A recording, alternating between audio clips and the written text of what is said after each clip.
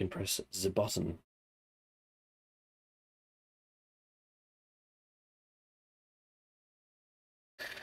All right, we are live. We are live here for our review of AEW Full Gear 2023. Time to share the link around on the socials. On the socials. Yep.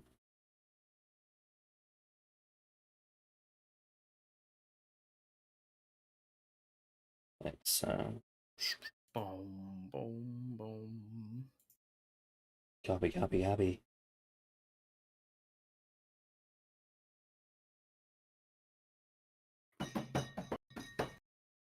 So Tron and I are reviewing Full Gear.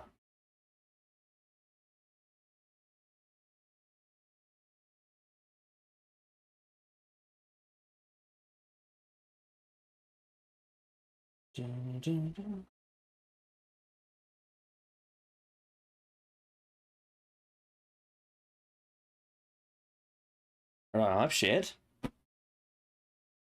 Have you shared? I've done a thing called retweeting. Oh my goodness, what on earth is that? Never heard of it. Jesus, you must be using some illegal software to know what that is. Is it called time travel? Hey, I was never here. Never here. Oh, Not a word. Cracking a cold one with the boys. I've had like 4 drinks today, so. Well, I don't drink alcohol. I drink kombucha because I care about my gut health. I had a porn-style martini for lunch today, so that was fun. You had a Bruno Sammartino for lunch. No, I actually had a mixed grill for lunch today, which was fucking divine. Does a Bruno Sammartino take 7 years to ferment? And then the cork is opened by a Russian man. Anyway, hello and welcome. Speaking of health, hello and welcome to AEW Full Gear 2023 review. Yeah, we did our predictions video a few days ago, and the pay-per-view has since come out, so time for us to talk about the show. And yeah, I feel like there's a lot to talk about with this show, but the first thing I want to say that is always the funniest part about addressing these videos is the results of the predictions. So we did quite an extensive set of results for this one. We predicted all the matches. We made the main event up the ante, so it's 2 times. So doubled, and then we also both picked it as our Genesis, so it's actually ×4. Of course, we also had Antrezani picks as well, which we both picked the same one. And we predicted, who would be MJF's tag partner, which was revealed on Collision. We predicted who the big signing would be. We also predicted who the Devil would be, which, funnily enough, didn't actually get revealed and wasn't on this show at all. Yeah, there was all that going for it, plus the pre-show matches, which we updated our predictions for. And at the end of that, at the end of all of that shenanigans, to try and find a decisive winner, the end result is both of us got 11.5 points, and it's a draw. And I retain the title again.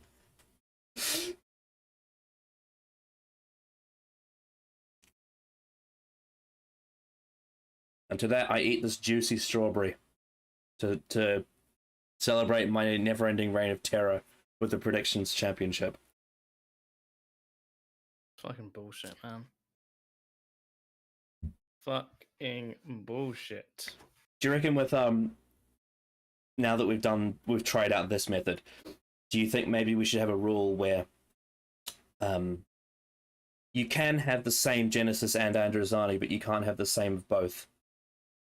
Like, yeah, probably is. Like we can't have the same Genesis and we can't have the same Andrazani, but we can have the same of the opposites.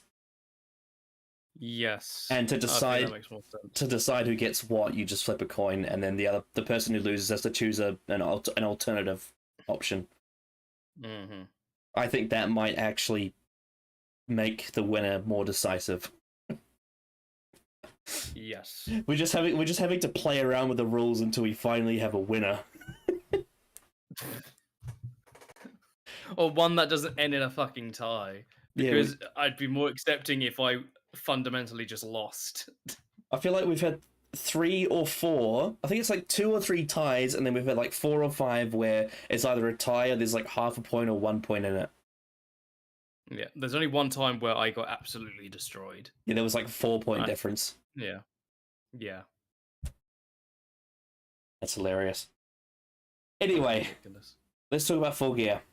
A show where in the predictions I talked about how the TV product has been a bit cold after Wrestle Dream. And there's been a lot of, not necessarily that they have the wrong ingredients, because they certainly do have the right ingredients in this company with the roster and the characters and the matches. But in terms of booking the TV show, it hasn't been coming together as smoothly as they usually do. And there's been a lot less hype and buzz around the product. Sort of after a few weeks after Wrestle Dream, it's been a bit of a, not necessarily stale, just not quite firing on all cylinders like it usually is. Like it was around, All In and all that. But of course, there is also that part of my mind, and I said this before in the All Out review, and I said it in the Wrestle Dream review as well, is to never count out AEW when it comes to pay-per-views. And I say the same about Triple H's WWE as well, because no matter how cold the TV show is, the pay-per-views are just a whole different beast. They're longer, they have no ad breaks, and they culminate in very climactic matches.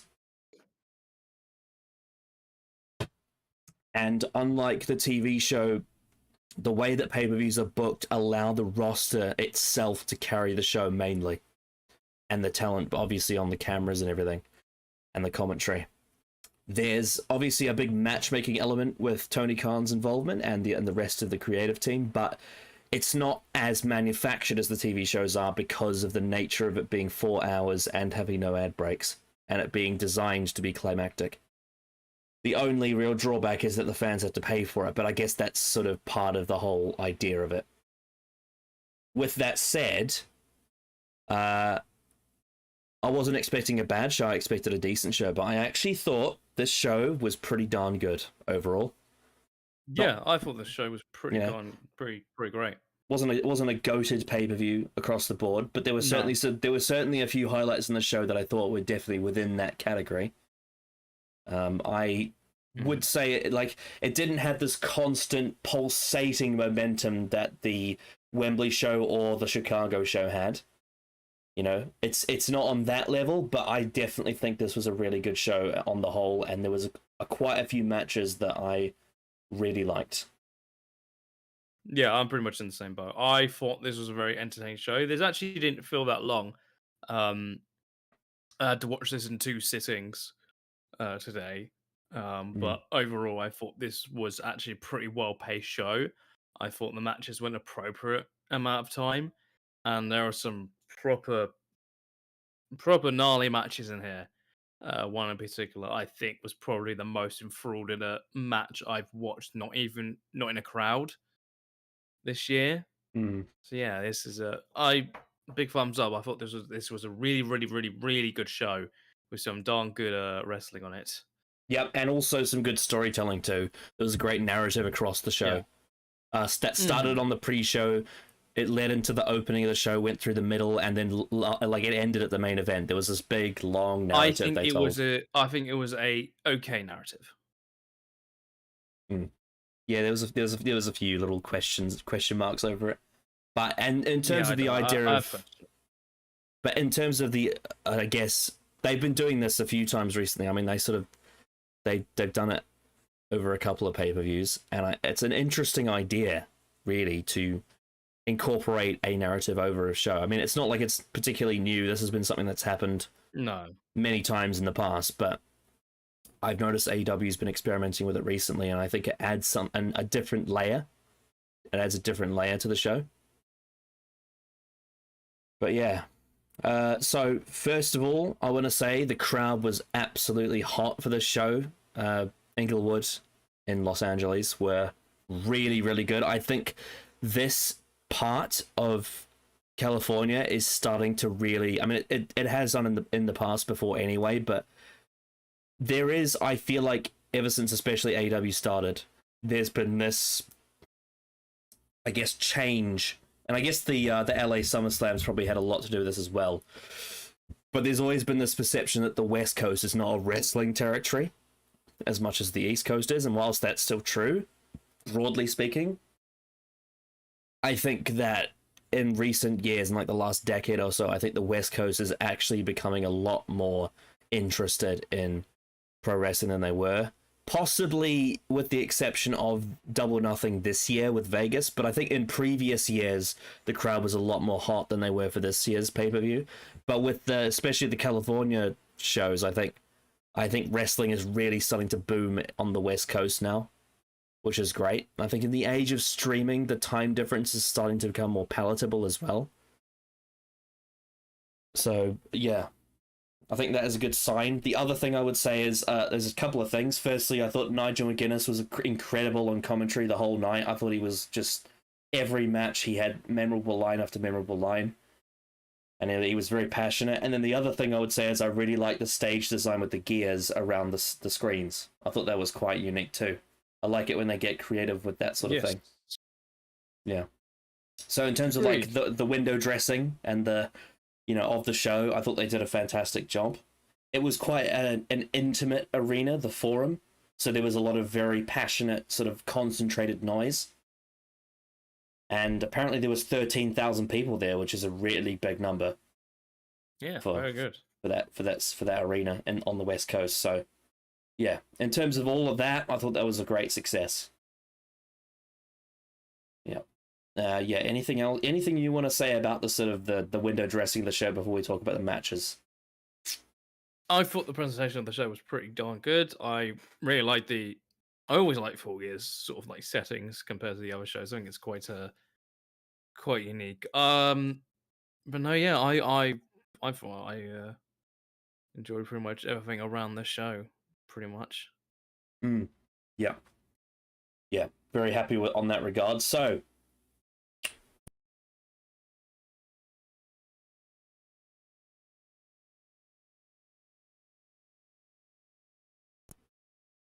I think I may have messed up my microphone. Nope. Yeah, you've gone a bit quiet. Yeah, I think I've. Wait, let me just quickly. Yeah, you can hear me, and I think the stream can hear me too. Yeah, I think I just knocked it, and now it's fixed itself. Yeah, it's all good. Yeah. So, shall we talk about what is 11 matches, including the pre-show? Yeah, it was a big card as it normally is. Yeah, not as big as some other cards, but it was certainly still a big card. Still a big card. Yeah. So obviously the 0 hour, as always, is an hour and a half. It's never 1 hour because they have 30 minutes of talking about feuds and video packages first. Which, to be fair, I understand why they do that. It was the pay-per-view. Yeah, it's kind of like a 30-minute pre-show before the 0 hour, in a way. Mm-hmm. Almost like a countdown show before what I like to call Rampage without commercials. Because those pre-shows always feel like Rampage without commercials. But we begin the show with the Ring of Honor World Title match, which was Eddie Kingston versus Jay Lethal, which had Jay Lethal's whole faction, the Jeff Jarrett faction surrounding him. I thought the video package for this match was really strong. I thought it was a breath of fresh air seeing Jay Lethal take things a bit more seriously. The way that, say, if you win this match, Ring of Honor is dead. That sort of thing. I thought that was a really cool video package. Obviously, Eddie is always great with the promos. So that was a lovely way to sort of start things off. Always love having Bobby Cruz as ring announcer as well. He's got a very unique voice and very unique hair for an old man. In terms of the match, it was 10 minutes. I thought it was... They told a decent story. Eddie Kingston is always fun. Jay Lethal is usually fun. The probably the most funny part of the match was when they all did the Jeff Jarrett dance side by side. Even Satnam Singh got involved. Yeah, I thought this was a fun match. Nothing spectacular. Mm-hmm. No. I feel like the video package hyped it up as being a much bigger match than it was. I didn't even see the video packet actually. I just went straight to the match because Mm. this was quite. I watched it quite early when I woke up. I watched this quite early morning, and I was still kind of groggy, Mm. so I actually didn't watch the video package. I just got straight into the match. Yeah, I thought this was a perfectly fine opener. I don't really have much thoughts on it overall. There was nothing particularly bad for it. I think there were a couple of really fun spots. I thought the spot of the match was what is Ortiz. Ortiz Yes. making his appearance and absolutely whacking the shit out of Sanjay Dutt. Yeah, that was He funny. fucking cracked his head And wide open with that he did guitar shot. Sanjay did a Looney Tunes flop on the floor after that. It was like his sell of it was perfect. It was a Yeah. very, very, very great sell of it. One thing I've always loved about Yeah. AEW is those very experienced non-wrestlers like Sanjay Dutt and I was going to say Malcolm Bivens, Stokely Hathaway. When they get involved in action, they just get annihilated because they have no defense. Like they are defenseless men. And so when they get hit with something big, they just flop to the ground. You remember there was that Ring of Honor match that got gift on Twitter a lot a month or two ago where Stokely Hathaway jumped off the top rope and I think Samoa Joe or someone walked out the way and he just fucking face planted. It was very funny. Yep. But yeah, this was an entertaining match for sure. It definitely was perfectly fine. Definitely felt like a TV match. You know, felt like It definitely was. It was definitely a pre-show match. Felt like a Rampage main event to me. Yeah, but it was fun. Eddie's but I guess to sort of talk about what we find out later in the show. Yeah, the more important thing thing does involve Eddie. He announced that not only will he be taking part in the Continental Classic, which I'm all for, but also both of his titles are on the line, and I don't know how to feel about that. I don't know why that's a decision they've made. Yeah, I mean, I guess if Eddie's winning, if Eddie's winning, sure. I don't think he is, but he might. But hey, he might. But at the same time, it kind of makes the tournament feel a bit mid card to me. It makes it feel very mid card, even though it's got main eventers in the so far as announced so far. It feels like it has those top guys of the company in it. But aligning it with the titles that Eddie has, it makes it feel a bit mid card. I would say to sort of give my thoughts on why I think that just disconnect exists is that I think that Tony Khan sees these championships with a lot more prestige than the fans do.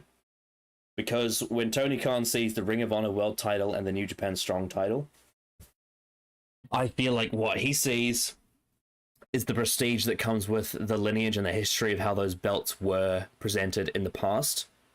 The issue is that within the context of AEW television, they're not that important. And that's the issue, is that they are foreign belts in an AEW tournament, if you get what I mean. Because I feel like if he was defending the New Japan Strong belt in the G1, that would be different. Because that would be something where you are defending a New Japan belt in a New Japan tournament. But by defending foreign belts in a homegrown tournament, it's got a strange, weird disconnect to it. You know what I mean? Because anything outside of the world title of each respective division, as you say, feels like mid-card, even though the Ring of Honor world title is technically a world title within its own brand. This is not the same brand. So it's in that strange category of being a foreign world title.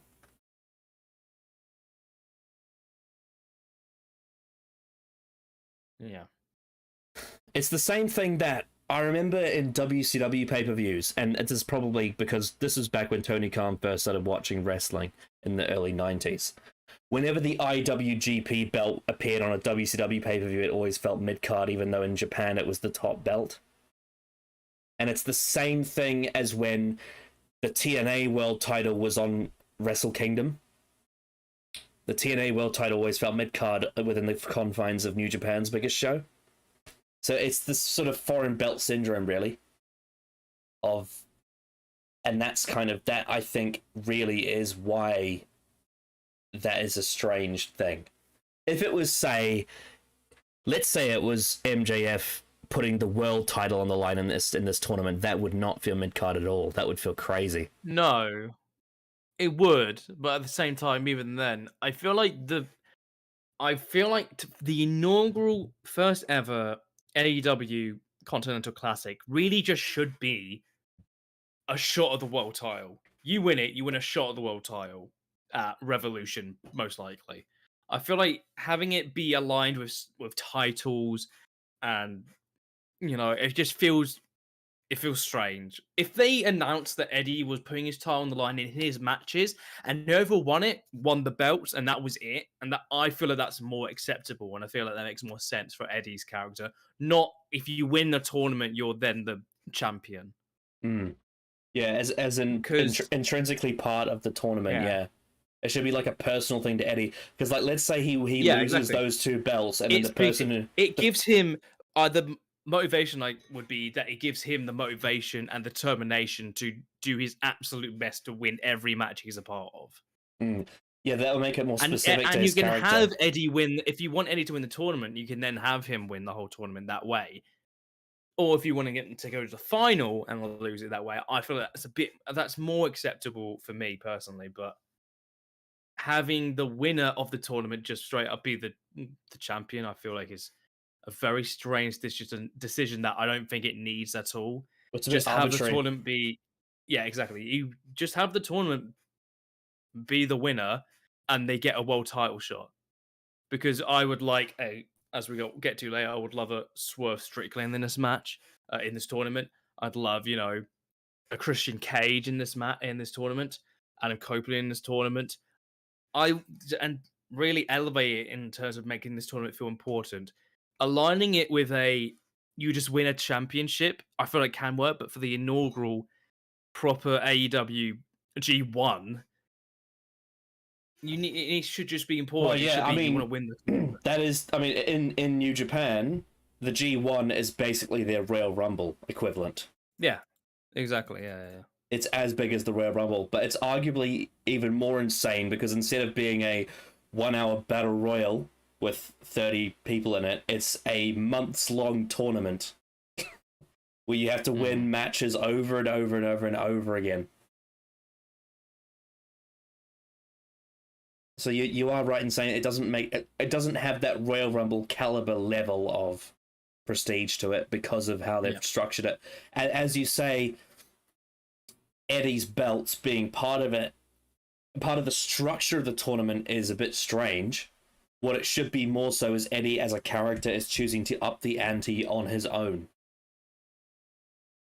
And Tony Khan is allowing him within his own matches, is consenting to the idea of Eddie upping the ante because he chooses to. If you get what I mean. It's the same. It's kind of the same thing of when they did the Owen Hart Classic in 2022, and Darby Allin and Jeff Hardy both as characters decided we want this match to be a ladder match. We are choosing to up the ante even though it wasn't structured that way, and that is a character decision as opposed to something that was booked by the higher ups in conjunction with the character. So yeah, I think you do have a point in that. Anyway, we'll see how the tournament goes, because you do have to see how it's executed as well to make a full judgment, I'd say. Yeah. So yeah, like Tony tweeted out, I think during the show or after the show, winner becomes AEW Continental Champion plus ROH World Champion plus New Japan Strong Openweight Champion, a new Triple Crown Champion at World's End. Do you think that? I feel like also in a meta sense, by having this up the ante, it makes it predictable that Eddie will reach the finals. I would assume so. Yes. Yeah. I just feel it's overbooking it, which is a theme of this show. Anyway, I think it's the wrong choice. Just have the tournament be the tournament and let it build its own story. Anyway, so we have on this show we have a heavy House of Black participation. They're in part of 3 matches. The next one is one of them. They, in terms of the context of this match specifically, the House of Black seem to be entering a feud with the Blackpool Combat Club, which is an interesting idea. I hope, potentially, out of that feud, it could add a female member to the Blackpool Combat Club. I've always thought that Serena Deeb would be a really good fit for that faction as a sort of female representative. I know technically they have Renee Paquette because of Moxley, but that doesn't count in my eyes. She's an interviewer. She's not involved, even though Eddie Kingston forces her to be involved. I think that would be a good idea, but regardless, for now, we have a match between Claudio Castagnoli and Buddy Matthews. Very low stakes match, just sort of furthering the feud in a sort of isolated way. 2 very good athletes, but once again, this felt to me like a TV match. It wasn't particularly special outside of the men that were in it being obviously very good athletes. I think both of these men are capable of better, but also it's the sort of pre-show thing, right? That's sort of part of the why it doesn't tear the house down, because they don't want to go full gear until the actual show.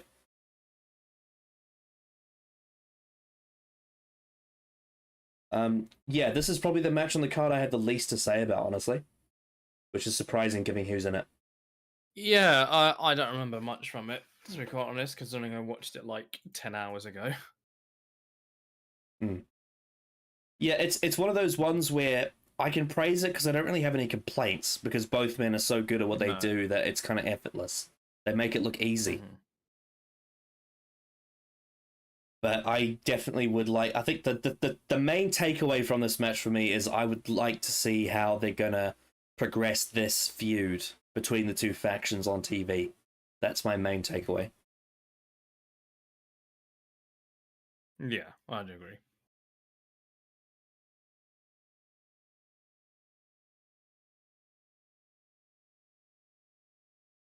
And I think now that, and we'll talk about it later, but now that the Blackpool Combat Club has lost one of their singles belts, I would imagine that it's probably time for them to start competing for the trios titles. I think it would be a good idea. Yeah. Yeah, I'd probably agree with that. Yeah.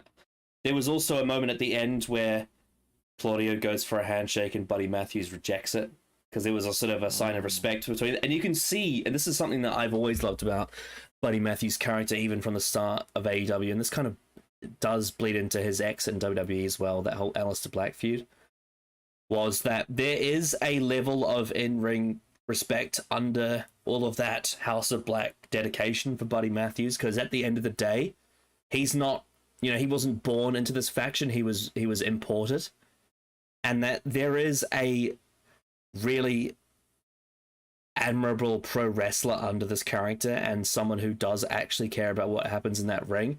But I think what they're trying to do with this character is say his allegiance to the House of Black is so strong that he can't even acknowledge the truth about Claudia.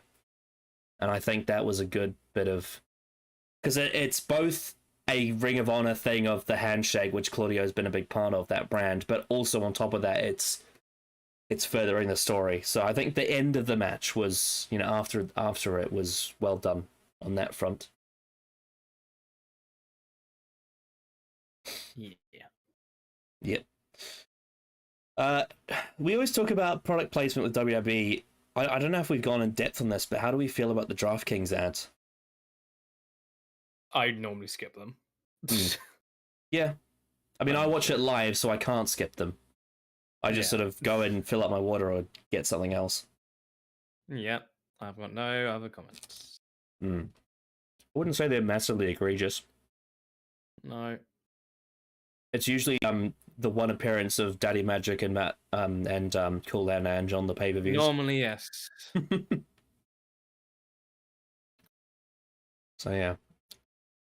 Anyway, so they've showed a few more video packages, and then after that, we get to the main event of the pre-show, the 0 hour, which leads into the pay-per-view, which had a lot more focus around than the previous two matches. This actually felt to me like the opening of the pay-per-view. Really. It pretty much felt like it in terms of presentation. We had the Ring of Honor World Tag Team Championship. I think having this on the pre-show from a business perspective, it does work because it has a cliffhanger at the end, which encourages people to buy the show to see what happens. I think that in itself makes sense why they put it at the end of the pre-show.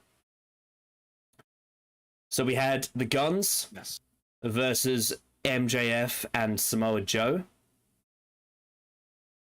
which it's been a unique storyline because obviously MJF and Samoa Joe have been in a feud before around Grand Slam.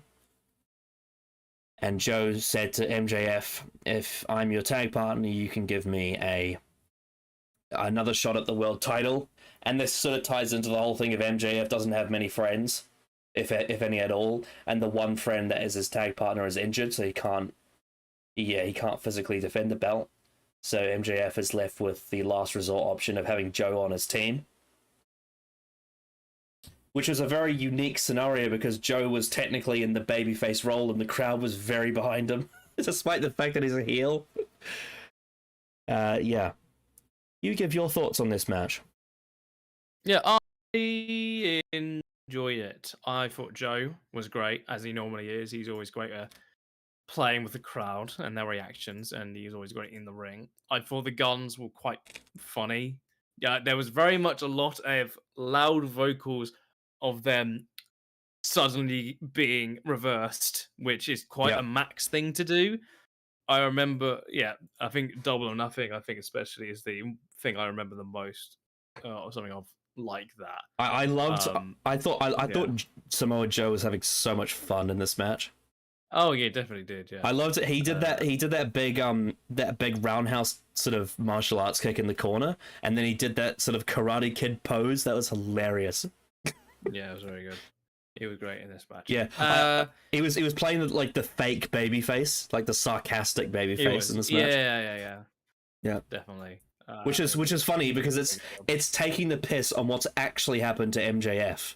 Because MJF has turned babyface despite still being a scumbag, whereas Samoa Joe is almost doing a parody of MJF. He's like, look at me, I'm so happy to be in this match, and I'm smiling, you know? Yeah, I definitely agree. This match was perfectly fine, perfectly fun, decent, just regular old tag match. But the ending was the most intriguing, I think, of the whole thing, where Adam Cole came out of nowhere just before the Guns were about to hit their finisher on Samoa Joe again, and distracted them enough for Joe to get the Coquina clutch in and win the match for Better Than You Baby. This was quite the shock. I did not expect them to do this, because obviously I predicted the Guns to win after Joe turned on Max, but they didn't do that. Instead, they had Cole come out, which was the first setup for the rest of the show involving the main event. Indeed, yeah. I mean, I guess this means that Adam Cole at this point is prepared to come out for the pay-per-views to support Max. I imagine because the timeline wise, he'll be back after the new year, maybe, which is about, probably in like 2 months or so, hopefully. So that I guess they are really going to actually make keep the belt actually on them till he's back, which I think is quite interesting. Because as soon as Cole get into it, I think a lot of people thought they would drop the belts pretty soonish, but they haven't. But what they've done though, they've capitalized on that by having it be about MJF having to overcome the odds. Like at the last show, he was in a handicap match and he had to cheat to win. Yes, definitely. I think the strongest part about all of this, and we'll get into the weaknesses of this whole thing on the show later, but I think the strongest part about all of this is the relationship between Cole and Max. I think that 100%. is fundamentally the strongest part of the whole Yeah. story. From And I think, yeah. an acting point of view, I thought Adam Cole had a fantastic night. I think Cole Chugs did a fucking fantastic job in terms of his acting on the show. He Especially really gave it. Especially given that his injury is real. He's actually injured and he's doing all this stuff. Yeah. He fucking got involved, which is fair play, but it was very, very interesting way of going about it. But after they won, the Guns then attacked Max and beat the shit out of him and brutalized his leg to the point where he had to go to a local medical facility. Yes, he did. He did indeed, and that sort of left a cliffhanger on the pre-show because you had him screaming to Adam, don't let them take my belt away. Adam. Yeah, he was doing the Roderick Strong. Yeah, a little bit, yeah. And one thing I thought, one line I actually thought was very fucking good that actually, like I said, makes this relationship the strongest part of the whole story, is Max yelling at Adam, "Don't let them take my championship." And I instantly went, ooh, this is I'm actually quite intrigued. And what I thought they could do, which I actually think would have been better than what they actually did because I had problems with it. I would have loved if Adam went to Roderick Strong and says, "Can you fight on behalf of Max?" I think that would have been a fucking great idea and a great way of maybe sowing the seeds of Roderick actually starting to fight for Max and actually get them on side.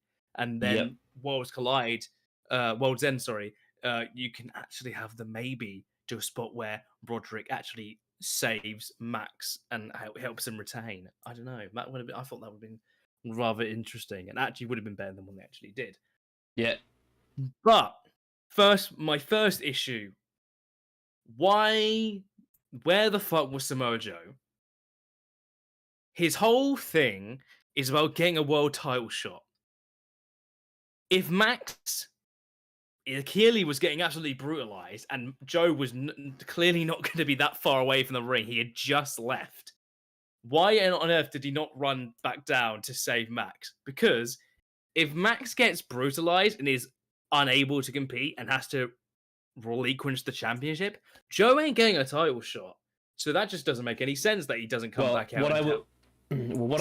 Max. What I would say is that there's a sort of a double-edged answer to that question, and I think what that would be is that firstly, I feel like Joe's motivation is more so about the belt rather than the person holding it.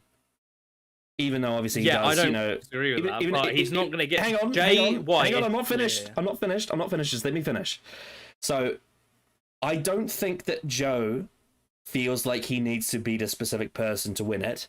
The part that I feel like Joe would be interested in doing is competing in the main event on MJF's behalf against Jay White and having the idea be saying to Tony Khan, if I win this match against Jay White, that makes me the interim champion. That is something I can see Samoa Joe doing.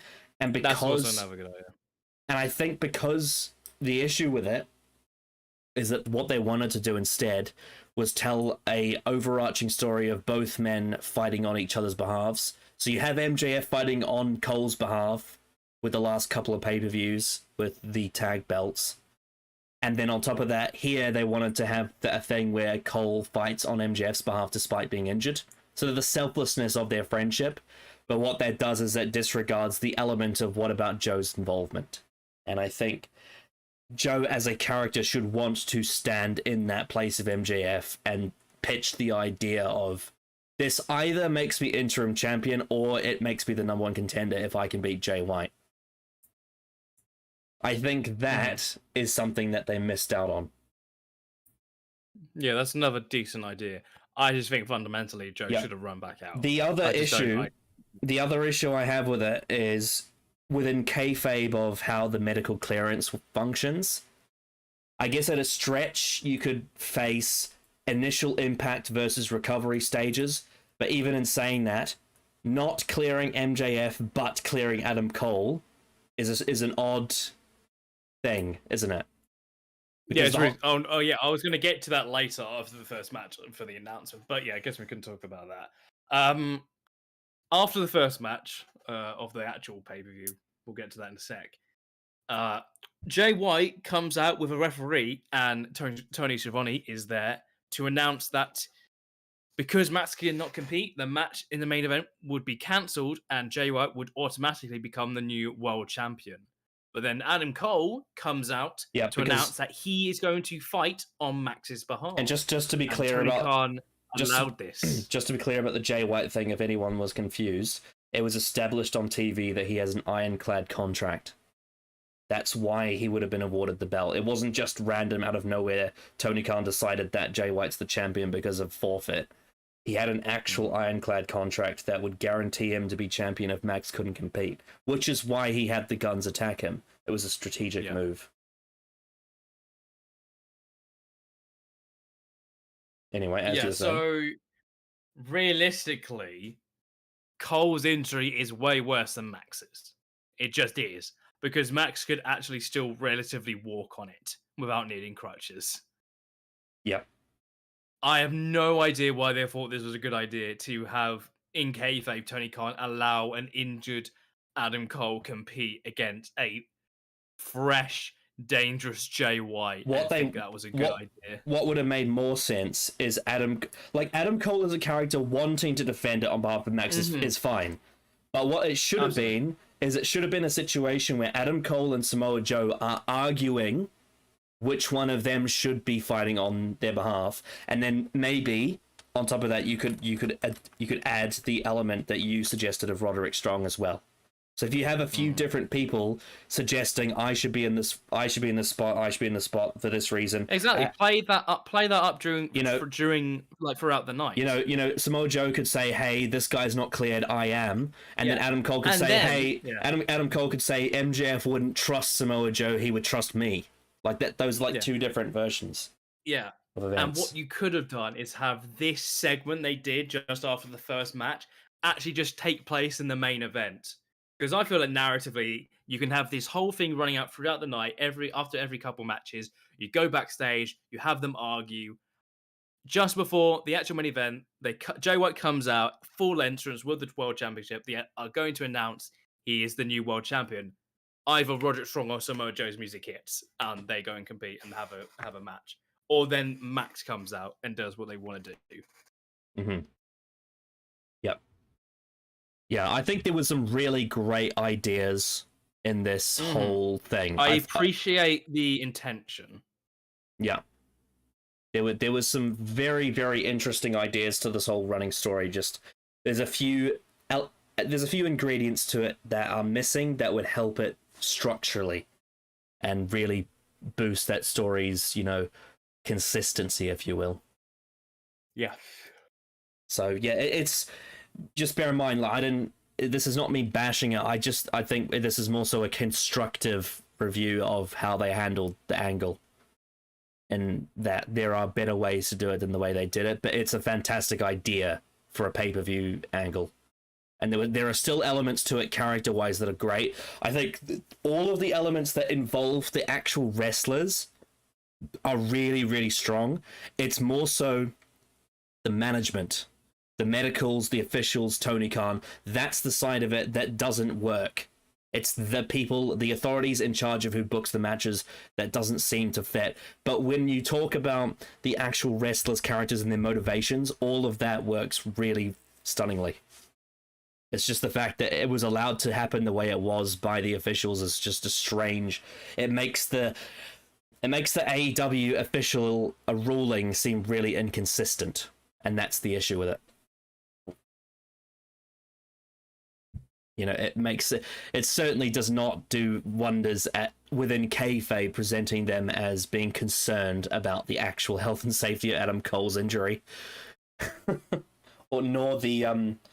nor does it seem to highlight Samoa Joe's, ideas about how he's going to wiggle his way into the world title.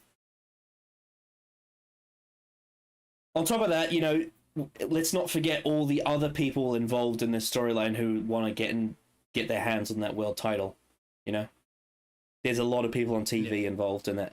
They may not be in the building, so that's a good reason for them not to be involved. But there is so many characters you could use in that regard. Like, imagine if you had, this is sort of extra content, but let's say you had, someone like a Wardlow or a Daniel Garcia or someone else in that mix. They use their phone on social media and say, hey, if I was in the building, I would be in that main event. I should be in that main event, Like, if you just had people on social media saying, hey, if I was actually invited to be on this pay-per-view, I could have filled in, but I'm not there, and it would just add a whole nother layer to this whole story. Yeah. Yeah. Intention is good, execution murky at best. Yeah. Anyway, with that said, shall we start talking about the main card? Yes. We had a 6-man tag team match. Sting, Darby Allin, and Adam Copeland with Ric Flair versus the patriarchy of Christian Cage, Luchasaurus, and Nick Wayne. The first thing I want to mention with this match is Christian Cage's new Titantron. With he's since the TNA days, he's had that sort of 10-1 countdown with his theme. And one of my favorite things that they did on this show was they added complimentary words to each number, which are obviously very ironic because he's none of those things. But it was I know that Christian Cage is very particular with his details. He loves paying attention to details of his character presentation. But they had this sort of group of choir girls come out to sing his theme, which is absolutely sensational. I loved that little entrance. It made him feel big time. Sorry, it was choir girls and boys. It was a bunch of, kids basically singing along with the theme. That was pretty great. That was just... Yep. Because I think they mentioned on commentary, it's playing up the fact that he is this massive father figure to so many, and it's just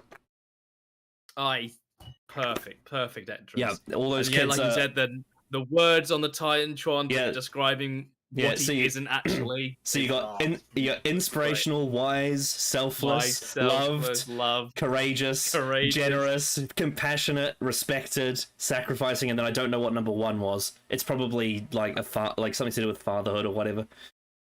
I think father. I think was a commentary. I think referenced, and I think it was father. But yeah, I don't know because they didn't show it on camera. Yeah, I love how his new faction is called the Patriarchy. It's perfect. It's so perfect. Christian Cage is genuinely one of the best things going in wrestling at the moment. Like this year, especially 2023, he's been an absolute. He's had a very good year. He's almost 50 years old, or maybe he already is, but he's having one of the best runs of his whole career right now, and it's amazing to see. In terms of character, he's on another level right now. And when you talk about like greatest TNT champs of all time, he's right up there with like Brody Lee and Miro. He's in the top 3 for me easily. Yeah, definitely. And I include Luchasaurus's reign in that, by the way. Oh yeah, because it's a part of the story. Yeah. Him winning, but Cage saying, "Oh, I've been champion since then. I've always been the champion." Yeah. So yeah, everything to do with Christian Cage was exceptional. Yes, so that entrance was great. Yeah, then we had Ric Flair come out, and I mean, he was entertaining on the show. If you he actually was entertaining. Yeah. That's the thing, right? Is that obviously there's all the controversy surrounding his signing from a Tony Khan perspective. And the fact that he's so old and he's still involved is just like, it's just give it up already, Yeah. I did love, though, there was a line on commentary from Nigel McGuinness where he says Ric Flair comes back as many times as herpes comes back. That was fucking hilarious. Oh my god, I didn't even hear that. Yeah. Nigel on this show was fantastic. Nigel was fucking great on this show. All the commentary was great on this show. What I love about Nigel is that he just echoes all the shitty, like all the really controversial takes that Twitter people say. He just says them all again. Yes. And he adds a little joke to it. Ric Flair coming back like herpes. He's just so he's great. Yeah. Nigel's great. Then we got the entrance of Sting, Darby, and Edge. They all had their baseball bats, and what they In the did was they spotlight, had Sting's had his face paint, Darby had his paint, and then Edge's paint was on the other side to Darby, so it was almost like a symmetry, if you will. That's pretty cool. Dress. Yeah. It reminded me of Clash at the Castle when Edge wore the Rey Mysterio mask. It does. Yeah, he's done that a lot this past year. Yeah, he's done that a lot in a lot of his interests. When he like teams up with people or is in a certain feud, he will do something like this, which I think is quite cool.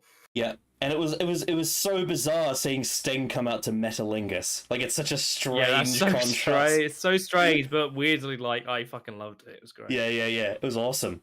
It was awesome. So the entrances, the theme, just even when I'm not fully into what they've booked for this specific match, when that theme hits, it's fucking hype. Yeah, it's one of the best themes on this. Oh yeah, for sure. The entrances for this match were top tier, both of them. They were so good. Awesome shit. Yeah, I mean that's the thing with both these guys, with Edge and with Christian Cage. Mm-hmm. They always pay really close attention to detail with their presentation. Mm-hmm. Yeah, and Ric Flair was actually pretty good on this show specifically. He actually had like a very great spot with Christian, which we'll get to in a sec. I loved how also the absolute strangeness of this match. How you have, how old is Sting now? He's 64 or something. You have a 64-year-old wrestling an 18-year-old. That is so strange. Really weird. Very strange. Yeah. So I don't know if you probably would have seen, but you had Steve-O from Jackass at ringside for this match. And you also had, I can't remember his name, but the guy from Community and from The Hangover, yeah. Yeah. He was there too. He was at the what promo was it? Fucking the MJF promo? Yeah, it was. Yeah. Where Freddie Prinze Jr. was also there as well. That promo where he talks about it. He was also there in 2009, and he called SummerSlam Summerfest. No, wasn't that was that him or was that the other guy? I'm pretty sure I it was him. remember. I think so, maybe. Pretty sure it was. But also Steve-O, was that famous spot with Umaga where he just wouldn't sell. Yeah, obviously Darby's a big friends with the Jackass dudes. It makes sense. It's that whole counterculture thing from the late 90s. Yeah.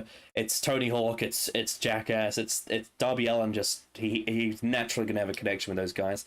I believe there was also a famous British TikToker in the crowd as well, because my flatmate pointed that out to me.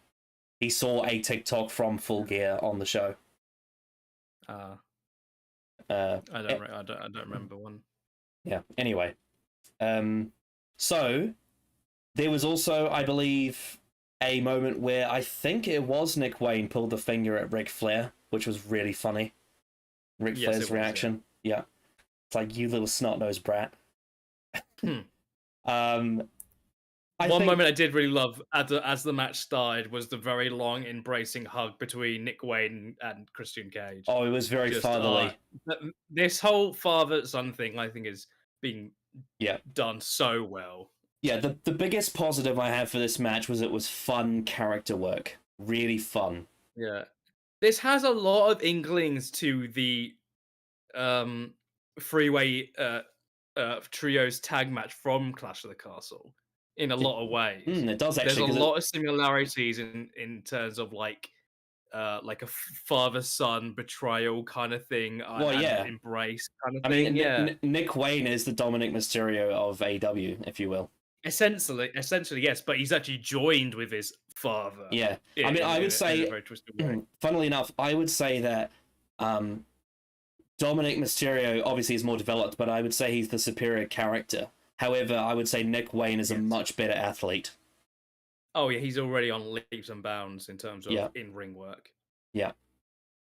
But they have time to develop Nick Wayne. They've done well with him. He's still he's extremely young. He's got so much ahead of his career. The fact that this guy is 18 years old and he's not green in the ring is fucking insane. He's in the ring with Sting. Yeah, and Adam Copeland. and Christian That's fucking Cage and crazy. Darby Allin and And yeah, being Luchasaurus. managed by Christian Cage. Yeah, Yeah, exactly. he's able to. amount of, He was able to get over a spot with Ric Flair as an 18-year-old. That is actually crazy. Oh yeah, yeah, he's having a great start to his career. Yeah. Yeah. It was weird. It's weird to think that Nick Wayne was 3 years old when Ric Flair had that match with Shawn Michaels, his last WWE match. That's fucking insane. He was a toddler. But yeah, this match had a lot of great character interactions. I loved how when Adam Copeland and Cage were both tagged into the ring, the crowd chanted "Holy shit!" and then Cage tagged out to Luchasaurus. You knew exactly. I knew instantly. Even before Adam Copeland was tagged, I knew he's going to tag out to Luchasaurus, and it's going to be great. And it was. Yeah. Now I want to highlight. There's one spot in particular. I just want to say there's one spot in particular which was fucking gruesome, and it's just further noting how Darby is probably not going to live till he's 50. I was just going to mention this. Yeah. That choke slam from Luchasaurus to Darby Allin on the fucking apron is fucking gnarly. And they mentioned, Jesus Christ. They mentioned right after the spot that he's going to climb Mount Everest. Yeah. Fucking crazy. Even though he's never climbed a mountain. Dude, he might. I'm actually really scared for his life. Like, yeah. Climbing Mount Everest is not an easy thing to do. It's very. No, it's not. There's been I think there's been double digits people have died on Mount Everest this year alone. Like, it's really dangerous. It's a really dangerous thing to do. Mm-hmm. And I remember. I certainly wouldn't do it. Never. No, never. It's not on my bucket list. No. Kilimanjaro maybe. That's a bit more safe. It's more like it just takes a bit of walking, like 3 days worth of walking. But Mount Everest, no thanks. That's too much. It's too dangerous, too ridiculous. The temperature, the climate, the conditions, the fact that you have to use a fucking ice pick in the mountains to climb it is just, it's too dangerous. And the fact that there's only 2 months out of every year that you can actually climb it without dying, that's just fucking crazy. Mm-hmm. Yeah, he better have some fucking top tier Sherpas with him for that one. Jesus. He literally lands all on his shoulder on the apron. By the way, Jesus Christ. Yeah. Is he gonna take his skateboard to the top of Mount Everest? I don't know. Doing ollie off the peak. I think that it'll be. Hopefully he's back. Hopefully he'll come back. Jesus. Yeah, I think I've heard somewhere Adam Copeland said to him, "Just calm down, man. Let's just slow it down." No, seriously, yeah. I take his advice. Seriously. Yeah. But yeah, this match was fun. I thought this was a very fun trios opening match. Obviously, I said on the predictions that I would have preferred if this was just straight up the TNT Championship. I still stand by that. Yeah.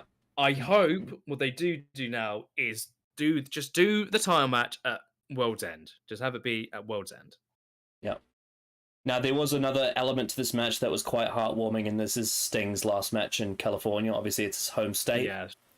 That was very lovely. Obviously he's going to retire at Revolution, so that was really nice to see. He had a lot of great spots. He had a lot of great spots. He had dived over. The comment tried to say that he died over Ric Flair, even though he clearly didn't.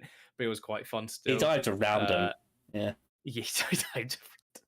Yeah, I think Ric Flair. I think Ric Flair kind of decided, I'm not getting in the way of that. That's too dangerous. All right. There. And oh my god, it was crazy. It was crazy to see he hugged his son at ringside, and his son looks exactly the same way he did in the 80s. Like, it's fucking crazy. It's crazy. He's even taller than him. Like, when you look at photos of him from when he started his WCW NWA sort of run, and you look at his photos of him as Surfer Sting, obviously he doesn't have the same bleach blonde hair, but he looks so similar to him from that time. Yeah. Yeah. This was a very fun match. The spot of the match, though, was in fact Ric Flair getting involved, having a little spat off with Christian. At one point, attempted to sort of feinted a punch, and Cage was like, "What are you gonna do? What are you gonna do?" And then pushes him, and then then Flair punches or slaps him. Well, he does some chops. He does some Flair chops. He chops in, and then Cage gives him the old up the balls. Yeah, and I think this is actually a case of the commentators explained referee's discretion in a quite a good way for this spot. Yes. Because usually it gets a bit murky, but with this one, it's Ric Flair was defending himself because Cage attacked first, so that was actually quite well done. Exactly, he fainted punching, and then Cage just put his hands on him. Yeah. Yeah. That was a good spot. I enjoyed that. And it was nice to see Sting at the end of the match not fucking in tatters, out of breath. He was actually happy. Yeah, he didn't do a whole an insane amount. He did a perfect amount, I think, of actual work. Yeah. I think he wants to stay relatively clean before Revolution, and then he'll probably go all out for his last match. Yeah. Definitely. I've always thought, do you think Sting's last match will be a singles match? I imagine it probably should be. I don't think he's had a singles match in AEW yet. I don't think he has. No, it's always been with Darby. Yeah. I imagine it probably would. I imagine the plan is to do singles match with Darby. Now I obviously watched it live, so I had to see the DraftKings ads. But something I wanted to mention, and I've noticed this for quite a while. Something I really like about AEW's interview team is that they're very natural. They're allowed to be themselves, and they're allowed to show their personality.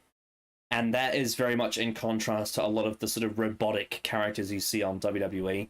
They try to make them too professional and too TV standard. Like Bar and Saxton. Yeah, they make them dress a certain way, talk a certain way. It's very bland.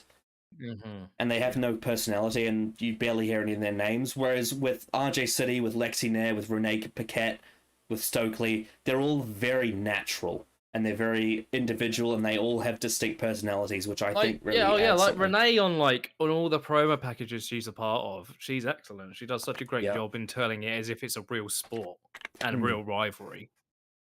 That's something what I really like about the AEW promos before matches or about matches and about feuds is it's very much still holding on to the sports aspect of it or the real rivalness of it that I appreciate. It's not the storytelling like WWE, which I also do like, but it is different, and I think they do it very, very well. I think that we'll talk about it later, but the Swerve Hangman one was pretty great. Yeah. Also, we mentioned about how Adam Cole, in terms of facial acting, had an all-timer tonight. I also would say the same for Jay White. I thought Jay White was an absolute stud. Jay White, generally... so I wanted to... hint at it a little bit. There is... I saw after I watched the show, when I finished the show about 2 hours ago, I saw that people thought that Jay White was buried. No. And I was just fucking befuddled by that as a statement, because he has just been built up as this mega, absolute piss take heel who is very clearly belonging in the main event. Dude, the world champion presented him really well. The world champion had to cheat to beat him, and it took half an hour. Yeah, exactly. It's but he had two people there. He had an injury. It's yes, but they also cheated because that's who Cole and Max are. Despite it being overbooked, that's still very much in character. But no, ever since Collision started, and especially now we've got this pay-per-view, I think Jay White... He is the face of Collision. Yeah. He has solidified himself as a main event star in AEW. He already was He already was in New Japan, but I really genuinely think in AEW, Jay White is a top guy. He has that charisma. He has that character. And I think it's... Oh, your camera's glitching out. Is it? Yep. You're all green. Oh, God. Oh, no. I think you're all fixed now. Good. Okay, that was very strange. Jay White has so much confidence, and he was fantastic on the show. Anyway, we'll get to Jay White later, talking about him in depth. Next match, we had a rematch from All Out, which was for the international title, Orange Cassidy versus Jon Moxley. I want to first praise the camera work for Moxley's entrance. I loved Yes. the crane shot they did as he walked into the crowd. It was awesome. Fantastic. Oh, the camera work is fucking exceptional during these entrances for Moxley. It Mm-hmm. makes it feel big time. It always makes a Yep. Moxley match feel like we're about to see an absolute bar burner over a brutality match. Yep. And this was no different. Yeah. The other element I want to say is that having Hook at ringside eyeing up Moxley and Yuta, it presents some interesting potentials for future matches, singles matches. I feel like at some point down the line we may see Hook versus Moxley in a match. That would be fucking awesome. That would go hard. In terms of sort of helping elevate Hook and sort of bringing that getting into the next level, I think if there's a guy that can help Hook get to the next level, I think Moxley is one of those people. Because it generally feels like we've been waiting a year for him to like take that step forward, and he's kind of been stagnant for like a year. Yeah, that's what it feels like with Hook, which is a bit like 2 years ago. He debuted 2 years ago, and it's generally like one of the most talked about like young talents in the industry for a couple months, and it's now been over a year since we've really felt the last time he felt like a big deal. He kind of doesn't at the moment, and that's kind of annoying because Hook is really good, and he needs to be able to improve.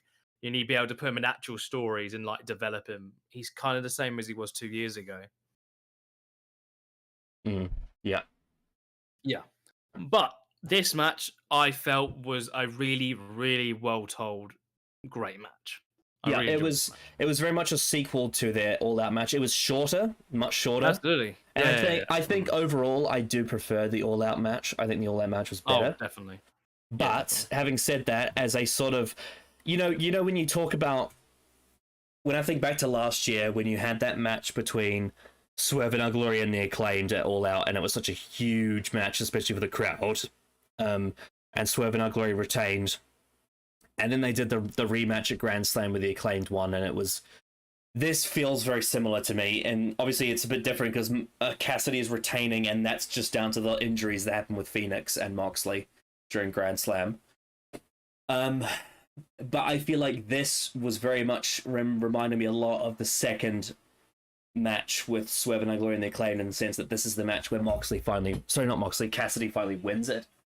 And it's I feel like this feels more in that regard, this feels more consistent. This feels a lot more earned in terms of, I always felt like the Acclaim should have won the first match against Swerve and Glory anyway, but Moxley winning it all out, was, I feel like, the right choice at the time. Definitely, for sure. This match, obviously, I think in an ideal world, Moxley's still champion and Cassidy wins it back.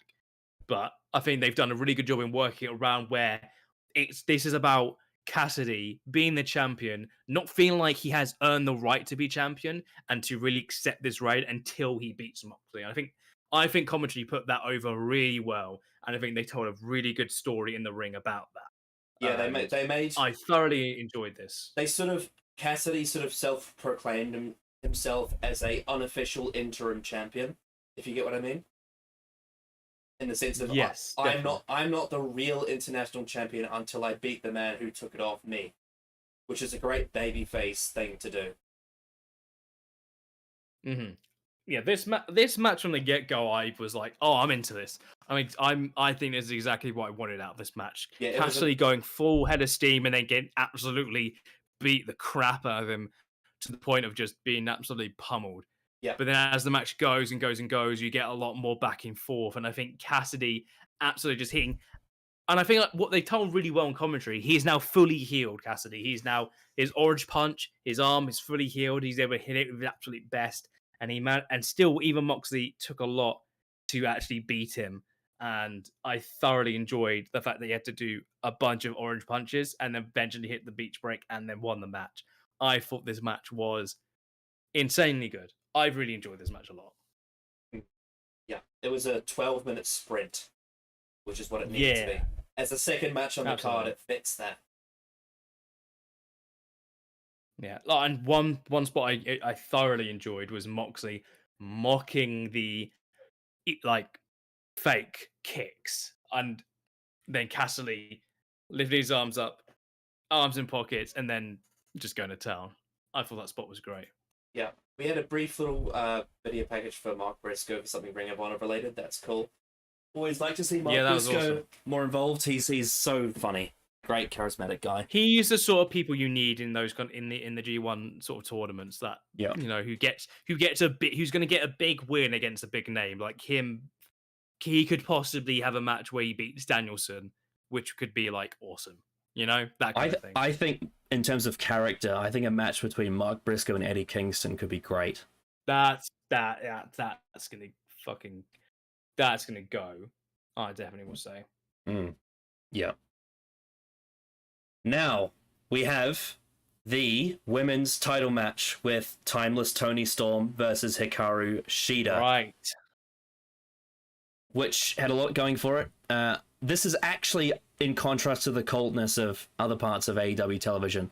This is actually one of the things that they've been doing recently that's been fantastic, is Toni Storm's character and all of the characters that surround her. And I guess the story of this match is that the only thing that Toni Storm isn't right now is champion, and that's like the last jigsaw piece she needs for her character. Now, not to undermine Shida, because she's a great wrestler, but this was definitely the right choice to have Storm win her belt back after losing the belt caused her down this spiral of becoming timeless. Yes. Yeah. This is very... I'm very happy that AEW is putting this much attention to detail into a women's character. I think everything about the presentation with Timeless Toni Storm has been done to perfection. I thoroughly love what they're doing. I think Toni Storm is doing a fucking great job. I think she's absolutely the best woman on the roster in terms of everything, not just in ring, but also embracing a gimmick and having so many creative ideas and how to put that forward. I think she's doing a fantastic job. This match, I think, in ring was probably the least best thing on the show, I think, for me personally. However, I do not in any way present this as the worst thing on the show.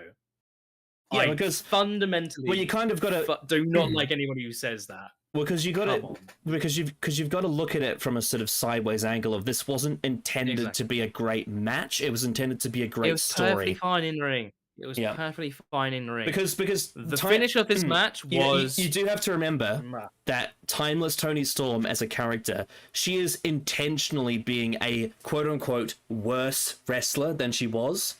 Because the Toni Storm of old was a much more athletic performer, but because she's deciding to take it back to the dark ages of women's wrestling and that sort of stage show presentation, she's naturally intentionally doing a lot less of what she used to really even keep then this she's character still really good in a ring. Oh yeah, well that's because she's prioritizing storytelling and character over athleticism, and that's what makes her the character she is. And I think that it gives something different to the show that you don't usually get. We get a whole bunch of really great athletic wrestling on a show like this all across the card, so it has something very different to that. And on top of that, Shida is still a great in-ring performer anyway as an athlete. She was being brutal with the striking and all that. Another element that they added to this, so what I love about this is that they've established on TV that this is so funny. Toni Storm will get in the ring and she'll give her opponent a script to be like, this is how the match is going to go because this is how I've written this story. And the opponent's like, what on earth are you doing? And what they do with this match is that Toni read her own script and ripped it up and go, no, I'm going to improv. I'm going to do it myself. Improv. Yeah. Oh, it's just, when she did that, I'm like, oh my God, that's so fucking good. That's such a great fucking idea. Oh, that's amazing. Yeah. I loved it. Yeah, she is so creative. She is such a creative person in this business. The fucking, when the camera goes black and white, the frames per seconds goes down. Oh, it's just everything about it. It's so good. The music, everything. I fucking love this gimmick so much. Yeah. Absolutely adore this. And I love that. I always love that spot when she points at her and she goes, you! How dare you? That's it. Eventually, in a couple months' time, eventually everyone's going to know the cue for that. and the crowd are gonna go all with the "How dare you!" and it's gonna be Yeah. amazing. Because she's a heel right now, but she's so over that she's eventually going to be a babyface for sure. She eventually is going to be in a same way of Max in a lot of ways. But yeah, Yeah. like I said, the tearing up the script was great. The weird element of Luther having this complete gimmick change, but it actually Yep. is like great as well and works. Is Yep. what a great idea! Yeah, they've given Luther fantastic. something to do. He's been off TV for ages with the whole, Yeah. he's been doing comedy with Serpentico for ages, and now he's actually been given something great to do. The fucking tray with the shoes and the pat. Oh, fucking great! And then how she does that thing. And She does like the big wind up windmill punch, which is from like yeah. old. Oh my god, that was so good. It's from like That's amazing. it's from like that. It's from 1940s cartoons. I love this. Yep. I loved everything about this and then, match. Just when you thought they couldn't add any more great stuff, they have Mariah May as her biggest fan watching the match. Yes. Just to get to the post match, when Nigel says, "Someone give her flowers," and instantly Mariah May is there with flowers, and they even addressed that on commentary. Perfect camera work. It was perfect camera work. Beautiful. But I always thought, as soon as I saw Mariah May a few months ago in Stardom, she had that match with Julia, and I saw what she was doing with her character in Stardom as being this sort of princessy, sort of, very naive to the actual responsibilities of a human. Sort of character she's doing. I thought, she needs to be signed by AEW because she would really fit in. And the fact that they've tied it into her actual fandom of Toni Storm, which is very real, that's a shoot. And they've given her a character out of it, and she's so ditzy, and she's just like, "Oh, she's my hero. Oh, I love her." Like, gives her flowers and watches her matches. It's brilliant. It's very similar to Mickey James and Trish Stratus from like 2005, 2006. It has inklings of that, yeah. Except the difference is that Trish Stratus was weirded out by it, whereas Toni Storm is almost just, she's so different to Trish. Because it's a part of the the facade in a way. It's building her facade and making her believe it. Or yeah, now I believe it's weird to talk about this in a wrestling context, but I believe this story they're telling is an adaptation of an old story, which is interesting, and I think that a lot of people predicted that Toni would win the belt because it's a very, in terms of symbolism, the story that they're adapting from would really require her to be champion for it to work properly, as it's sort of the MacGuffin of the story, if you will. So, yeah, that was great. I also love I love the thing of Luther putting the baking tray in her pants so that when she did the that was a great, when she goes to hit it the first time, she's like, "Oh no, I got a time for my close up."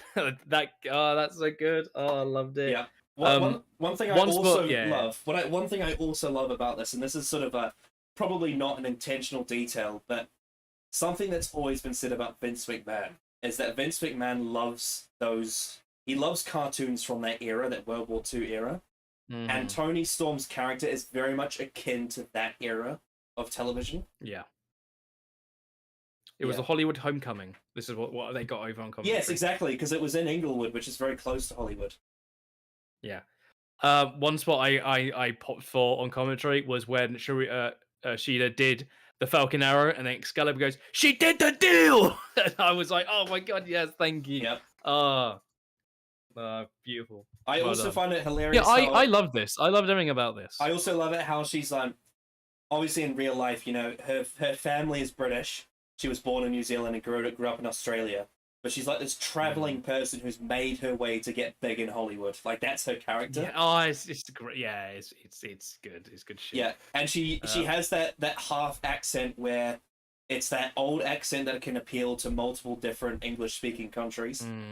You see a lot in those old films. Yeah. Very posh. Yeah, and also Luther got kicked in the balls by Shida, unfortunately. Poor Luther.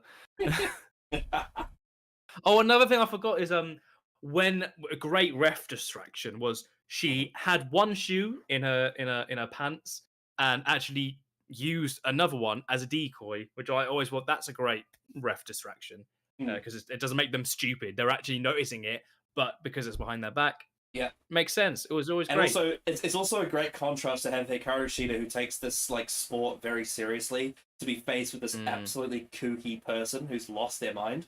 Yeah. It's almost like she doesn't know how to. She doesn't know how to overcome this because she's so confused. Yeah. And you mentioned in the Moxley match, in the Moxley entrance, I should say, the camera work. The camera work for when she won the match, perfect.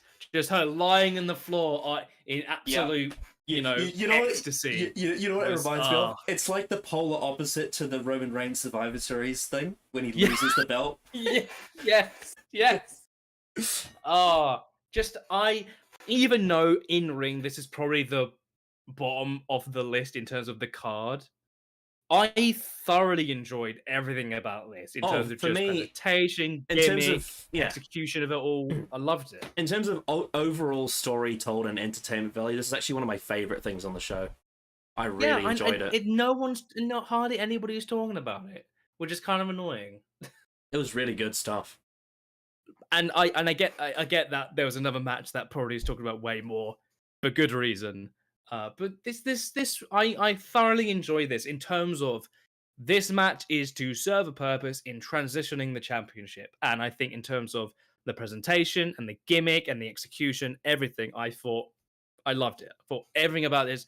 And going forward, I'm really excited what they're going to do. Yep. I hope they give her time. They give her a lot of creative freedom.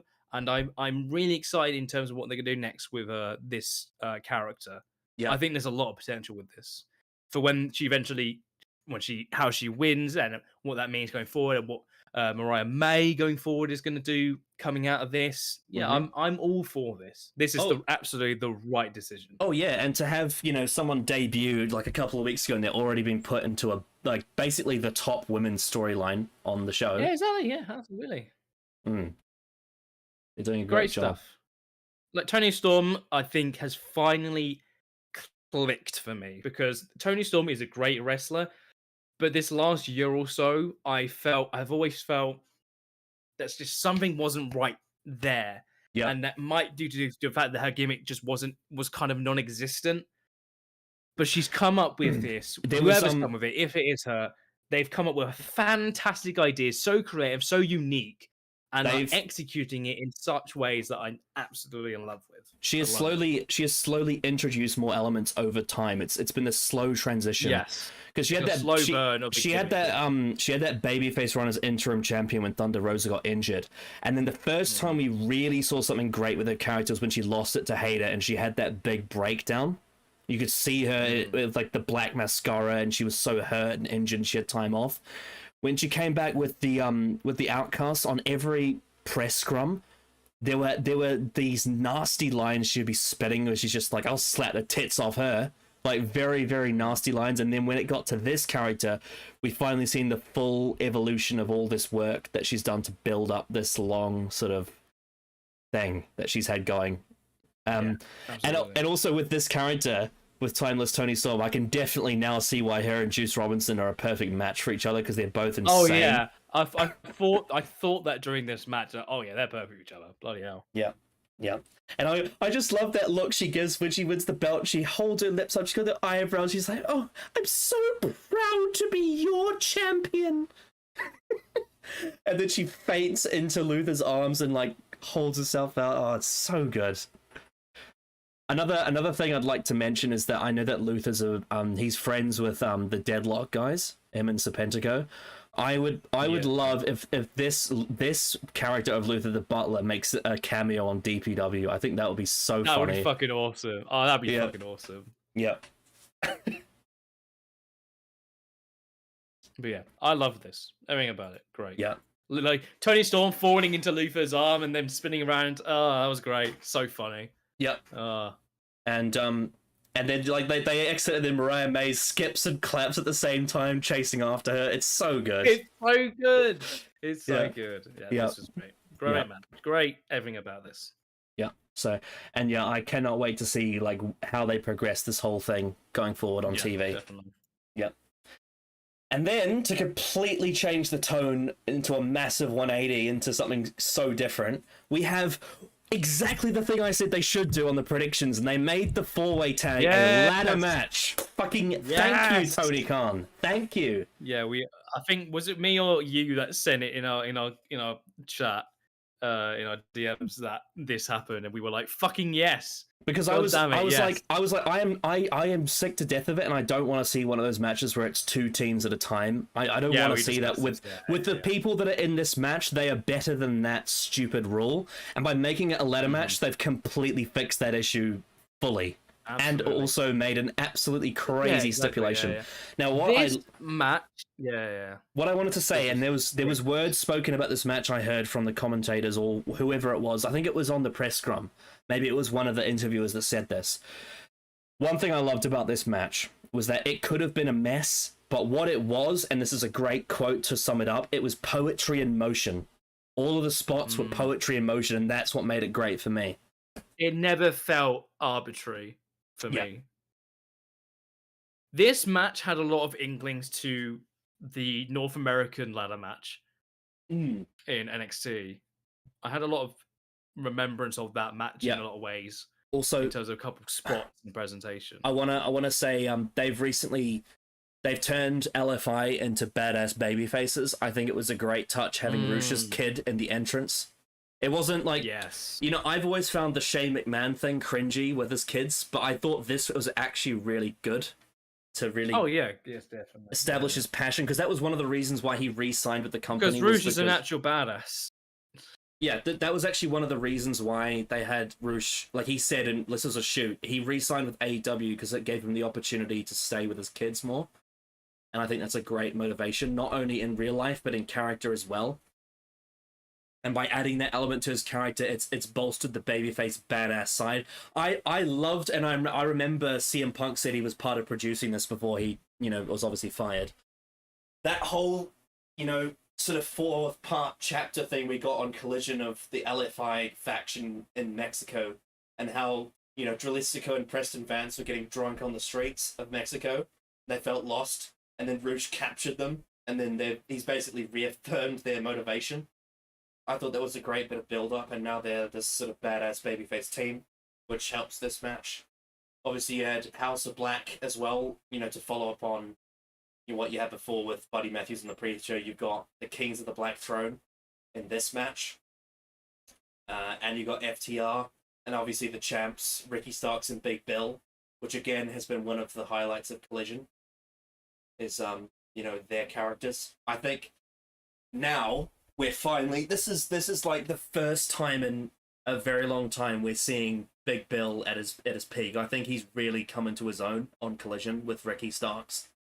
Ever since he became he had the whole manager's license with Ricky and managing Big Bill, and then Big Bill managing Ricky, and then becoming a tag team. I think Big Bill has really come into his own here. So yeah. Great stuff. So yeah, as I said before, poetry in motion. There was a lot of spots. It was a big, frantic, chaotic match, but it was very well structured. And on top of that, I also think they incorporated a lot of character stuff as well, which helped. The stuff like, I loved one of my favorite little tropes in wrestling is when you get a big guy stare down. So they did Brody King and Big Bill doing a big stare down, and they had their little clash. I liked how the commentators reminded us that FTR have a lot of injuries, which is why they aren't at full capacity. Which is, it's sort of giving you a reason why they might not win the match. They're not necessarily the favorites. Another thing I noticed is that I'm not sure what the copyright is. Maybe it's specific to the person or to the company. But I've noticed that Dralistico's mask has become full Sin Cara at this point. Did you notice that?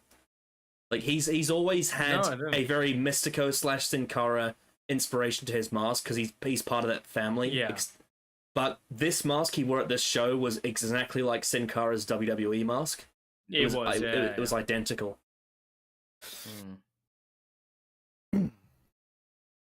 But yeah, there was... I don't even know if I can remember all of the stuff that happened. There was just so many spots. We had at one point Brody King literally just absolutely murdered someone through a ladder, jumping off the apron. Fucking hell, that was definitely the most brutal spot. One of the things, one of the little spots I loved was that Cash Wheeler was going to bounce against the ropes and run it against Malachi Black, and he whipped the ladder into his face. It was a very, almost like a python. Yeah, Brody got busted open bad and was bleeding everywhere, but fucking Yep. awesome. Yep. Yeah, there was a lot of violence. I loved there was a sequence on the floor where just each person kept on jumping on top of the pile and just kept on going over and over and over. It was almost like Stockholm syndrome. Yeah, that moment. Cash hit a pile driver on the ladder in the corner at one point on Malachi, which fucking was that was gnarly. Yeah, that was gnarly. Yep. And I liked that spot where they had the small ladder and then they brought in the medium ladder and then the large ladder. Like they just kept upsizing that reminded it. me a lot of the NXT Takeover ladder match. And then when Brody King took Dralistico and did his, I think it's called a Gonzo driver on the ladder on the outside, that was fucking crazy. That's what I mean. Yeah, that spot was insane. Jesus. Yeah.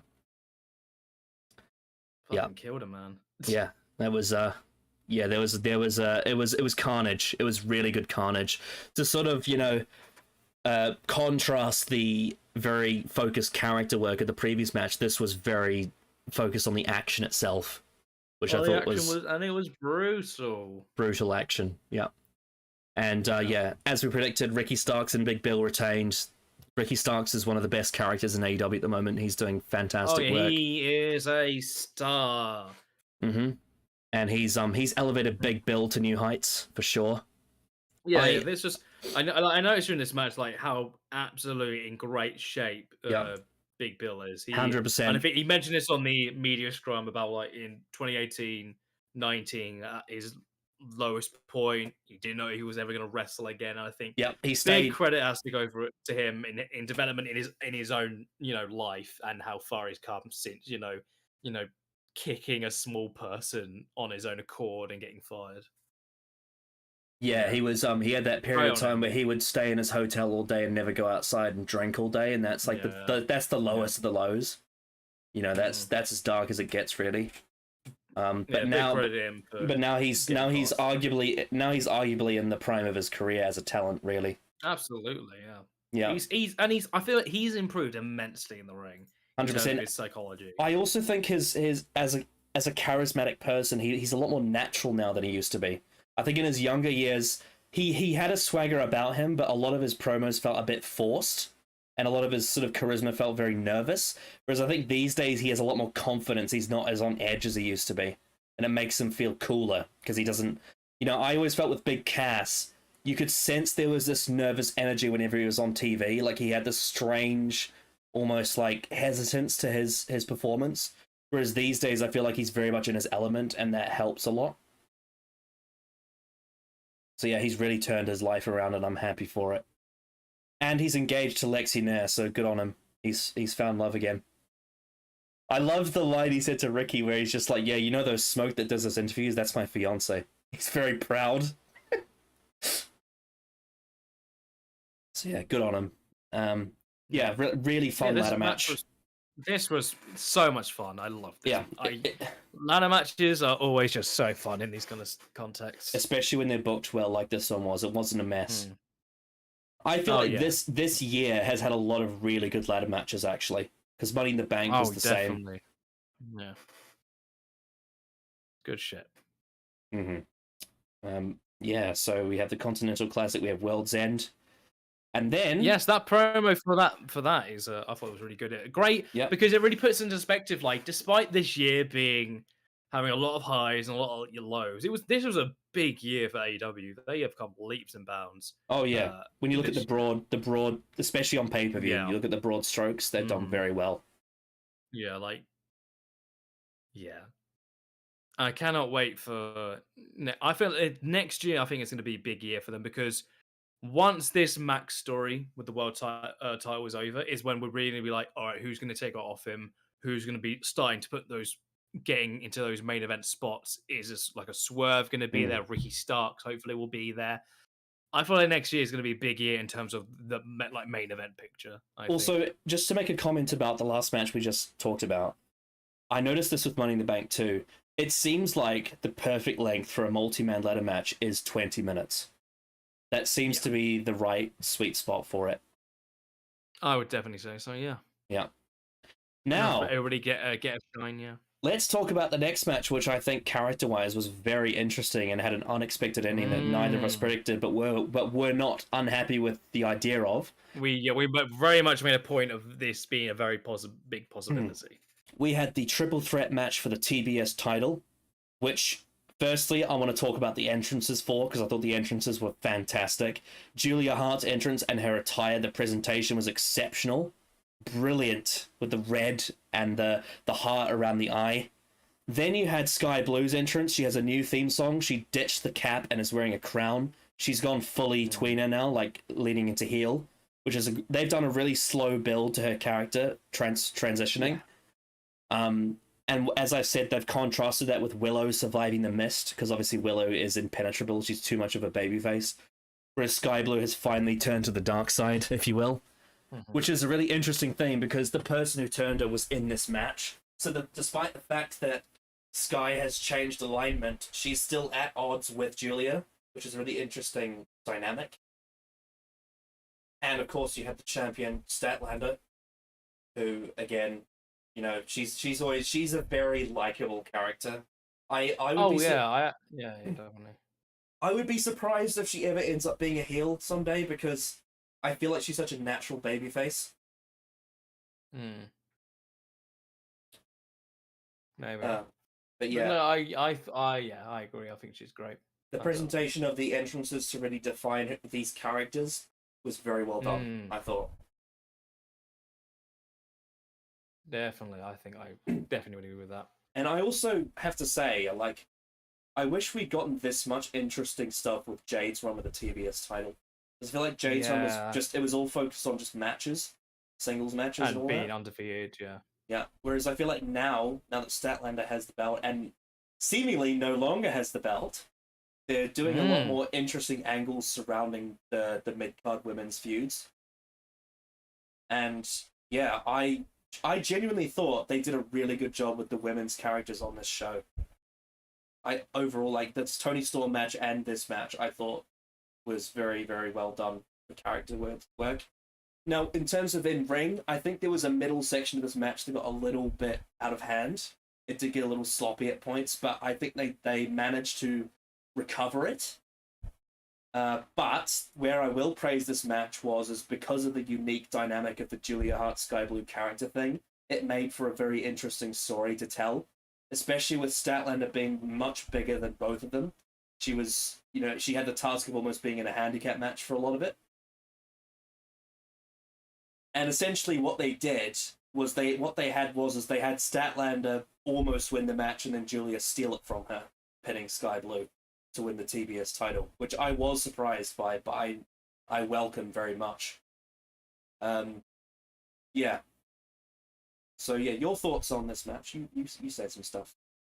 Yeah, I enjoyed this match. I thought it was a pretty decent three-way on pay-per-view. I thought there were some really nice moves. That I think Sky Blue hit a very good sunset flip on, I think, with Statlander at near the end of the match. I thought, oh, that was good. That was really good stuff. There was one. There was one spot where Julia was hung in the tree of woe, and she got eye contact with Sky Blue. That was a really good. Yeah, I was literally about to mention that the dynamic between Blue and Hart was done very well in this match, and I think and we mentioned this in the predictions, putting the belt on Julia now, I feel like is a really interesting choice, and I'm actually all for it. I think Statlander had a good reign. I think she had some really good matches. She had 14 defenses, I think they said on commentary, which, you know, is a good reign. I think she did great stuff with it. I think, yeah, having a brand new champion at this point, I think is a pretty good idea. I think there's some good potential with Julia being champion. And I think she can definitely use this and try and improve in a lot of ways in terms of character and in-ring. I'm all for this. I thought this was a perfect way to put the belt on her. Obviously, Statlander hit her finisher, but Hart moved out of the way and got the pin to win, which I thought, yeah, very good way to win the belt. Yeah, and I guess it makes sense why they made this a triple threat match as well, because it really fits the story. Yes, definitely. And also because, you know, Statlander's been booked very strongly, but having to beat two people who are very devious, that really justifies the loss in a way, doesn't it? Yes. Yeah, definitely. I think they all did a very good job with this match. Yeah. I think they And it put on does a what good you show. want. It does really what you want to do in that all three of them look better coming out of it. And that's what you really want out of a Absolutely. match like this. Like Julia looks like a fucking star Mm. in terms of how they presented her. Absolutely. I'm fully Yeah. into this. It's crazy to think that out of the Varsity Blonde stable, she's the one that became the star. It's the same thing with Yeah. You have it's Julia Hart, who's super over and the champion. You've got Lexis King, who is the most uncharismatic piece of shit ever. and you got Griff Like Garrison, fucking hell, who's his a you got not Griff doing Garrison, anything. who's enhancement talent on Ring of Honor. Yeah. Lexis King's beard is so shit. It looks so fake. It looks so fake. I feel like they should have just kept his old look because felt like his look during AEW was perfectly fine. I thought his character in AEW was better as well. That feud he had with MJF in Exactly. 2021 was Yeah. really good. Yeah. Just why couldn't he just? I'm fine with the name change, but I think the look and presentation is just Yeah. not it. And also, it's a It's just shame so because weird. the Varsity Blondes theme song was really cool too. I missed that. Yeah, it was very old school. Very old school Whip a stuff. I dream, felt the like city lights, it's better, it's better. yeah. Yeah, I'm concerned Very about strange. what Def Rebel's going to cook up for Jade Cargill as well. It's not going to be as good as it. Oh boy. Oh god, yeah, you're Because the right. Mikey Ruckus theme was so perfect for her. A storm Yeah. is coming. It just she always had so much hype Yeah. up before her matches because of that entrance. Mm. It had that haunted feel to it. I've always been a big fan of haunted music anyway, which is why I love Julia Hart's entrance actually. But yeah, no, they did good with the women on this show. They didn't have 3 matches; they only had 2. But the 2 that they did have, in terms of character, they actually put a lot of effort into it. So that was greatly appreciated. And the fact that this match had 2 very young women in it as well, very inexperienced, Julia Hart and Sky Blue. So thumbs up for that. And you know, Chris Statlander is part of that MJF class of people too. You know, she's not that old. She's in her late 20s, I'm pretty sure. You know, that sort of Creator Pro era. So yeah, Julia Hart's the champion. She has a very natural... I watched the press scrum. She has a very collected way of speaking. I think giving her more promo time would be great now that she's champion. Definitely. And then we had the announcement of the new signing to AEW, which we did not predict correctly. We predicted Mercedes. It was Will Ospreay, who seemingly against the law has been signed to AEW. It seems like New Japan has allowed them to do that. Yeah. They don't. He signed a pre-contract. It doesn't count. Seemingly. Yeah, it doesn't count as contract tampering because there was consent. There was consent. He signed seemingly, I think he signed a pre-contract that when he expires, he's officially signed with AEW. That's probably the thing that WWE need to learn about this sort of thing: is you need consent to talk about contracts. But yeah, obviously New Japan and AEW have a very good relationship, so it makes sense. For me personally, I'm to see a big British guy on a big program. I'm all for this. Honestly, I'm 99% sure MJF is going to re-sign with AEW next year. I think he's going to stay. And I cannot wait for them to do Will Ospreay versus MJF. That match will be so. But you know what they need to do though? They need to do Will Ospreay versus Swerve Strickland in a Uptown Funk rematch. Yep. I loved the bit. That match would actually go hard. That match would go fucking hard. I love the bit in the promo. He's like, "Pipe down, bruv, pipe down." No, get it tight, pipe down, bruv. He's so good. He's so fucking Essex. Jesus Christ. Yeah. Yeah. I love it. He's straight out of like, he's a bully character out of a British soap opera. He's from Essex. Is what he is. He's from Essex. Yeah. I can imagine like his like obviously he has an actual mum, but like in terms of kayfabe character, I can imagine like Jackie Tyler being his mum. It's like that kind of character. Yeah. What you doing, Will? It, It's so dangerous. I think, yeah, this was the right choice. Yeah. I think going to AEW is definitely the right choice for him. I love that he has this tweener character where he's an Oh yeah, he asshole. can easily be babyface. He can easily be heel. Either Yeah. way, yeah. He's just a unique person, right? It's a bit like Eddie Kingston. He's a He is. unique person. In that he's a massive brat of a guy. He's an asshole and he licks Kenny's blood off his arm. But at the same time, he's doing this for very admirable reasons. He wants to look after his stepson and his girlfriend, and he wants time with his family. It's why he's signed with AEW. Like, there's so many admirable things about him, and he's a great athlete, but he can also be a massive prick as well, and that's what makes him interesting. Yeah, he's British. Because he is your bad boy. He is a bad boy wrestler, and that's why people like him. Exactly. Yeah. Oh yeah. Yeah. He's gonna be great. He's gonna be fantastic. He's come so far in these this is 10 years. This is about as good as a signing as you can get. And when Tony Khan said respected by all AEW fans, I genuinely think that is accurate. I think there's not a person that watches AEW that doesn't think that Will Ospreay's a top guy, because he is. Dude, if in a year's time, if it's Will Ospreay versus Swerve Strickland for the world title, perfect world. Yeah, honestly.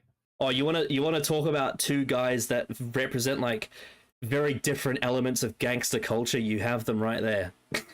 You got the rich like Essex boy Will Ospreay with his fucking yeah. Like he probably listens to Eminem when he walks to the ring, like walks to the arena, like that sort of thing. Versus Swerve, which, speaking of, the next match we have is the Texas Death Match between Hangman Adam Page and Swerve Strickland, which I have to say is one of the most pulverizing, captivating, disgusting, fucked up matches I've ever seen, and I loved every second of it. This is one of my favorite matches of the year. I was enthralled. I was shocked. I was jumping out of my seat. I was audibly gasping every single spot they did. I loved the words I've used to her describe this was perfect. This match was a crime scene. That is what this match was. It was a crime scene. And talking about great entrances on this show, they had a bunch of female dancers come out with Prince Nana to do the Swerve dance. Yes. And obviously now they've done a music video to the theme song as well, so that's playing on the Titantron. So fucking good. And the contrast of this very silly manager with this very serious wrestler, this very serious psychopath gangster wrestler, is perfect. Swerve and his whole mogul package, and the way that the commentators said he is the mogul of AEW. This whole presentation, this whole character, this whole wrestler, it's one of my favorite things in wrestling. It's beautiful. Absolutely incredible star he is. I cannot believe that Vince McMahon let this guy go. Like, that is one of the biggest L's I've ever seen. In a way, maybe he doesn't become the guy in terms of presentation he is now. So yeah, it's a bit like, it reminds me a lot of when WCW fired Steve Austin in 1994, and they're like, "You're not going to be a big draw," and then he goes to WWE and he's the biggest draw. It's similar to that. Vince fired Swerve because he didn't like Hit Row and he didn't get it, and now Swerve in AEW is one of the biggest, best talents in the industry. He's so good. One thing I really like from the entrance is the camera work does it in such a way where it looks like Strickland's just come out of nowhere behind Nana, because they cut to the crowd when he wasn't even on stage before. It was just it's so cool. He generally is just like his last 2 months or so, they've done such a good job of making him like proper main event. Ever since he started feuding with ever since the All-In Stadium thing with the casket match, and he came out of the coffin as a completely different character. Like, he's way more fucked up now than he was then. Oh yeah, he's from hell because he already lived there. He's become a proper psychopath gangster character. And then, of course, they had that brilliant touch of Hangman doesn't even bother to have his entrance. He just runs straight into the No, he ring. just goes in and just fucking hits him with a buckshot lariat. And obviously, this is because on TV, Swerve went to his house and talked to his baby, which is like about as, dastardly as you could get. It's like the ultimate sign of disrespect, like crossing the boundary of walking into someone's family home and talking to their child in their crib. It's like that's very uncomfortable. So naturally, Hangman doesn't care about. This is not about winning a match. It's not about having an entrance. None of that matters. He wants to ruin him after what he did. Mm-hmm. And this, for me, I think this is kind of why I've always, in terms of character work, I've always seen Hangman as a cut above the rest of the Elite because he has this vicious side to him that they don't. I mean, I think when Kenny was heel, when he was champion, that was great. But overall, outside of 2021, I think Hangman has there's a different thing about him that separates him from the rest of them. This match is really, in my eyes, like made him reborn in terms of being that main character in terms of faces. And he's lost the last 2 pay-per-view matches, including this one. Yep. Exactly. I think this was absolutely the right choice. Strickland winning this match. So, shall we talk about what they actually did? So they had chairs thrown in faces. Oh boy. And then when the match really started to make things uncomfortable is when Hangman tied Swerve's fists together and he got out the stapler gun. Oh, fucking hell.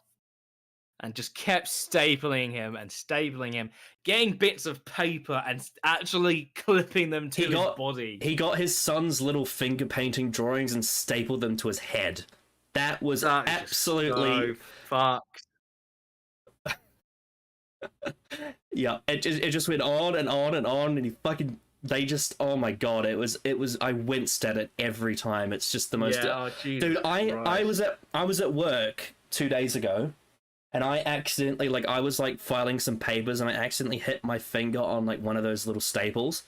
And I wasn't even bleeding, but that was painful enough. Imagine having a stapler gun right into the fucking flesh. No, exactly. It's just how the fuck do these guys do this shit? Jesus Christ.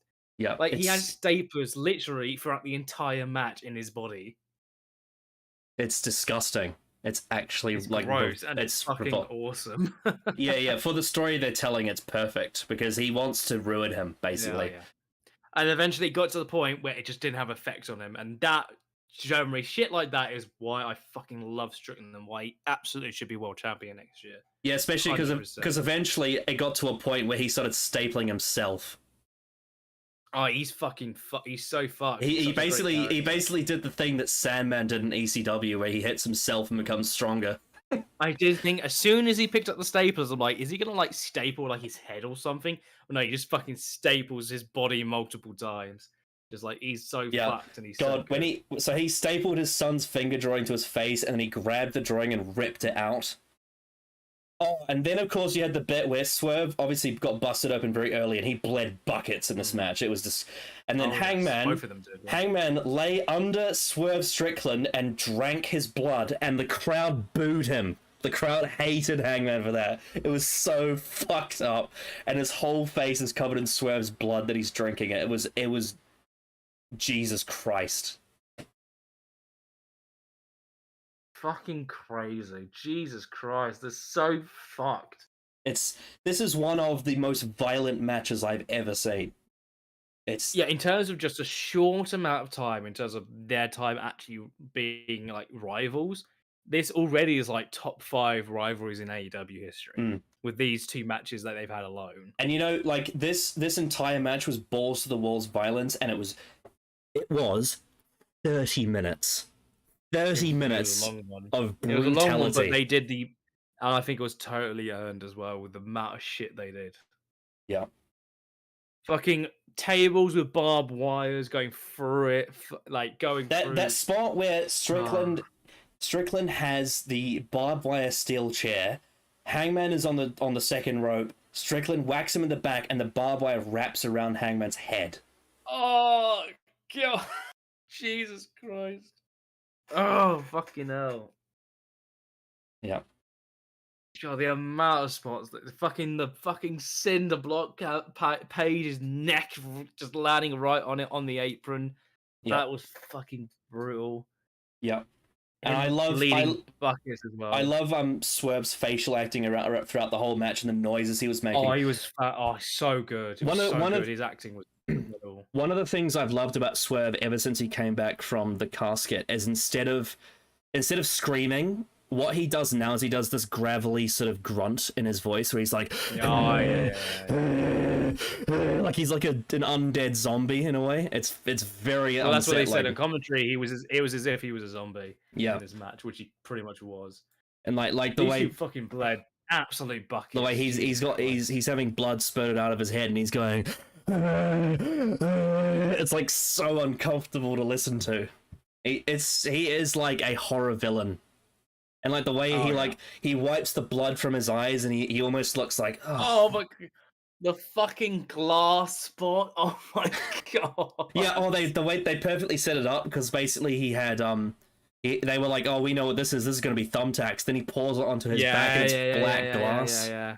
And he does Jesus Christ. He does a real glass. He does a 450 real splash, glass. and then also let's not forget when he did that Terry Funk pile driver onto the fucking barricade top. Jesus Christ! And then Swerve pours water over his head, and the blood comes flowing off his face. So cool. That's so cool. Yep. Oh Jesus Christ! It was just. And I'm getting the visual ending of this match with Swerve getting chains out, wrapping it around Hangman's neck, and hanging him was the perfect ending to this. Something that I really want to pay attention to. This is such a unique detail that you don't often get. When the camera went to bird's eye view of them on the ground with the canvas spattered with blood and glass. Yes. When they did that, there was an audible gasp of holy shit. When people saw that view, there was a gasp from people when that happened. It was as they said, it looked like a crime scene. Oh yes. Like there had been a car accident but without cars. And any moment where Hangman would crown Strickland with barbed wire and bite blood out of his head, it was just God. Oh, Jesus. And of course, when I'm almost losing words out of it. So Hangman in most of his matches loves to do an Orihara moonsault from the top to the floor. He did one in this match, but he was holding a barbed wire steel chair, and he hit Strickland right in the bicep with it. Like he landed right on his arm, and Strickland started shaking after he got whacked with the barbed wire chair. Because Strickland tried to catch him, and the chair went right into his inner arm. It was fucking filthy. And another detail I loved very late into this match was Hangman tried to, because obviously it's a Texas death match, so it's either knockout or submission, so it's like a last man standing but with tap outs. When Hangman tried to stand up and he slipped on the blood on the ground, almost like an ice skating rink, that was brilliant. Then you had the fucking tombstone on the barbed wire. Like that was insane. Oh god, I'm almost out of breath describing this match. It was just endless violence. The powerbomb. There was this moment near the end of the match where they were compounding so many moves back to back to back, and just trying to end it, and they were just so fearless, and they kept coming back. It was the resilience was insane, and I think some old school fans might say they went too far with it, but I think they earned it character-wise because of the nature of the story, the fact that Swerve is this undead zombie, and the fact that Hangman has so much personal investment in this, with his child being involved.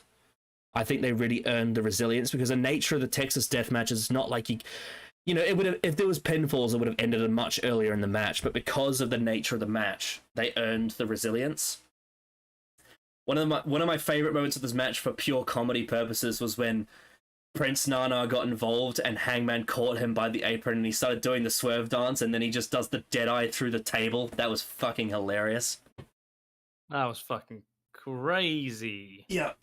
What did we think of Brian? It was such a weird thing to see Brian Cage in this match, not with no blood on him. Like, it was such a contrast. Oh yeah, he came out and fucking brutalized Page, but then he got his comeuppance. Yeah. Yeah, it was just like anyone who got near this match was gonna get like violence done to them. Yeah. This match was fantastic. I even noticed this is such a small detail, but I even noticed like at the end of the match, because you know how whenever there's blood, the referee puts on those black gloves to protect themselves from the blood. I even noticed at the end of the match, the referee's, like the middle finger on the referee's glove was torn open because there was so much glass and barbed wire on the floor. Well, yeah. Yeah, I think commentary at one point said, "Oh, there's blood all over our notes." Yes. And I noticed that there was security in the crowd, making sure the crowd didn't get anywhere near the blood because it was very close. That moment when Swerve's head has like a spiral of barbed wire on it, and he's stumbling around with the barbed wire swinging around his head. It was just, he almost looked like a Christmas tree with it on. It was both gruesome but also funny at the same time. Oh yeah, definitely. And of course, they threw the cinder block at Hangman's back and it exploded. And of course, the finish was very reminiscent of the Texas Deathmatch from the start of the year with Moxley, where Swerve did the Hangman to Hangman. You know, he got Adam Page with the chain, wrapped it around the post, and hung him until he was passed out.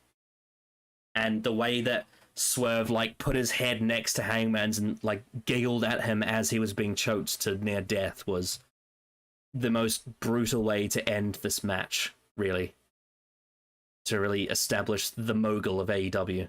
I got the prediction wrong, but I am in no way unhappy that Swerve won. I think the way they had him win just further cements him as a top star, and as you say, Swerve versus MJF would be a brilliant world title match. Absolutely. It feels like the right title match. Yeah. And this does not harm Hangman in any way. In defeat, he is made look like an absolute champion. So yeah, this for me was possibly the best Texas Deathmatch I've ever seen. I thought this was probably, I'd say this was confidently the best match on the show.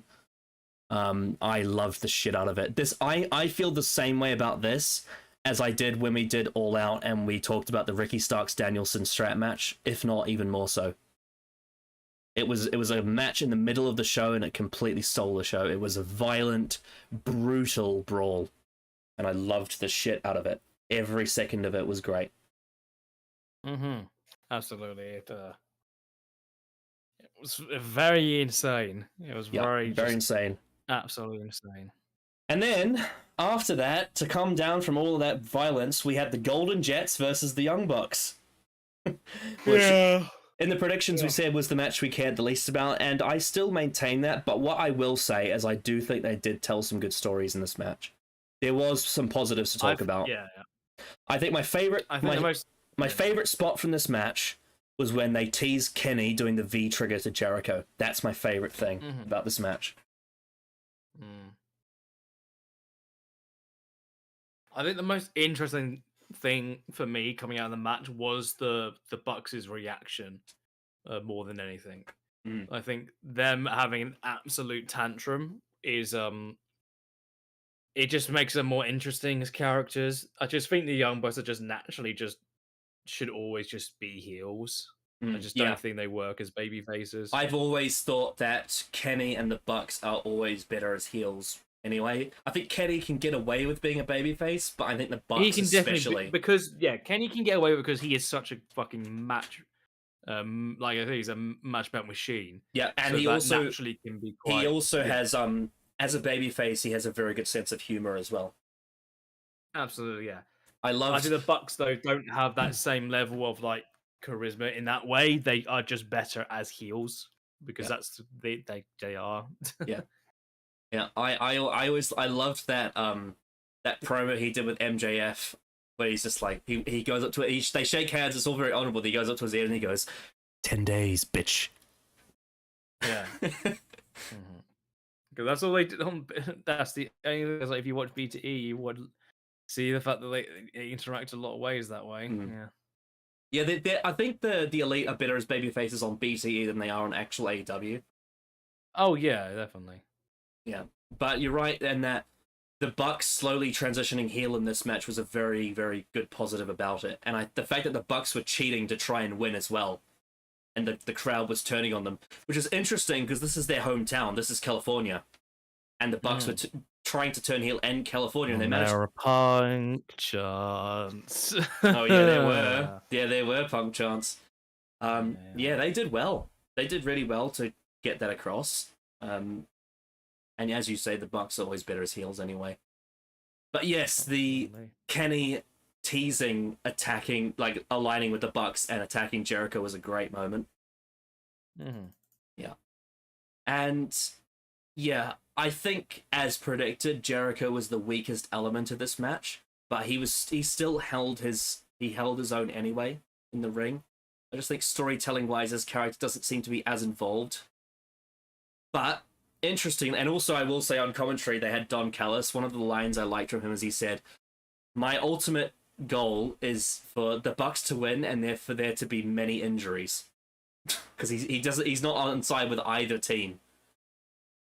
But interestingly, the Bucks have lost their number one contendership because they were beaten by the Golden Jets. Yeah. I'm not sure what the point of them winning in the first place was. Yeah, it does undermine that, doesn't it? It does, and I get their tantrum after. I think that's going out of this match the only positive I really have overall in terms of going forward. I don't know what the Golden Jets are now going to face Big Bill and Ricky Starks, probably either on Collision or World's End. Not the most interesting match they could have. Well, though, having said that, I think Kenny Omega and Ricky Starks is a combination we haven't really seen, have we? Oh, absolutely. That is the only part I'm like sort of into. I mean, I'd rather they have a feud. If it leads to a Kenny Starks singles match, that's a positive. Yeah, definitely. I just don't think that's going to happen in a tag rivalry and it not feel as important. Like if they just have a match on Dynamite, yeah, it'll be a good match, but I'd much rather a proper singles feud between the two because that is definitely a match in terms of intensity I would like to see. Yeah, I think Jericho is holding Kenny back here. That's my main thing. Absolutely. Yeah. But anyway, I mean, in ring, this was a good match, as expected. Oh, yeah. These guys know what they're doing. They're veterans. I think, again, it's just... It's like... Because remember, when it was Kenny and Hangman versus the Bucks in 2020, a lot of people say that's like the greatest AEW match ever. At least it's one of them. And it's weird to compare it to this match where you swap out one person and it's such a downgrade. Because Hangman is so much more valuable to this than Jericho.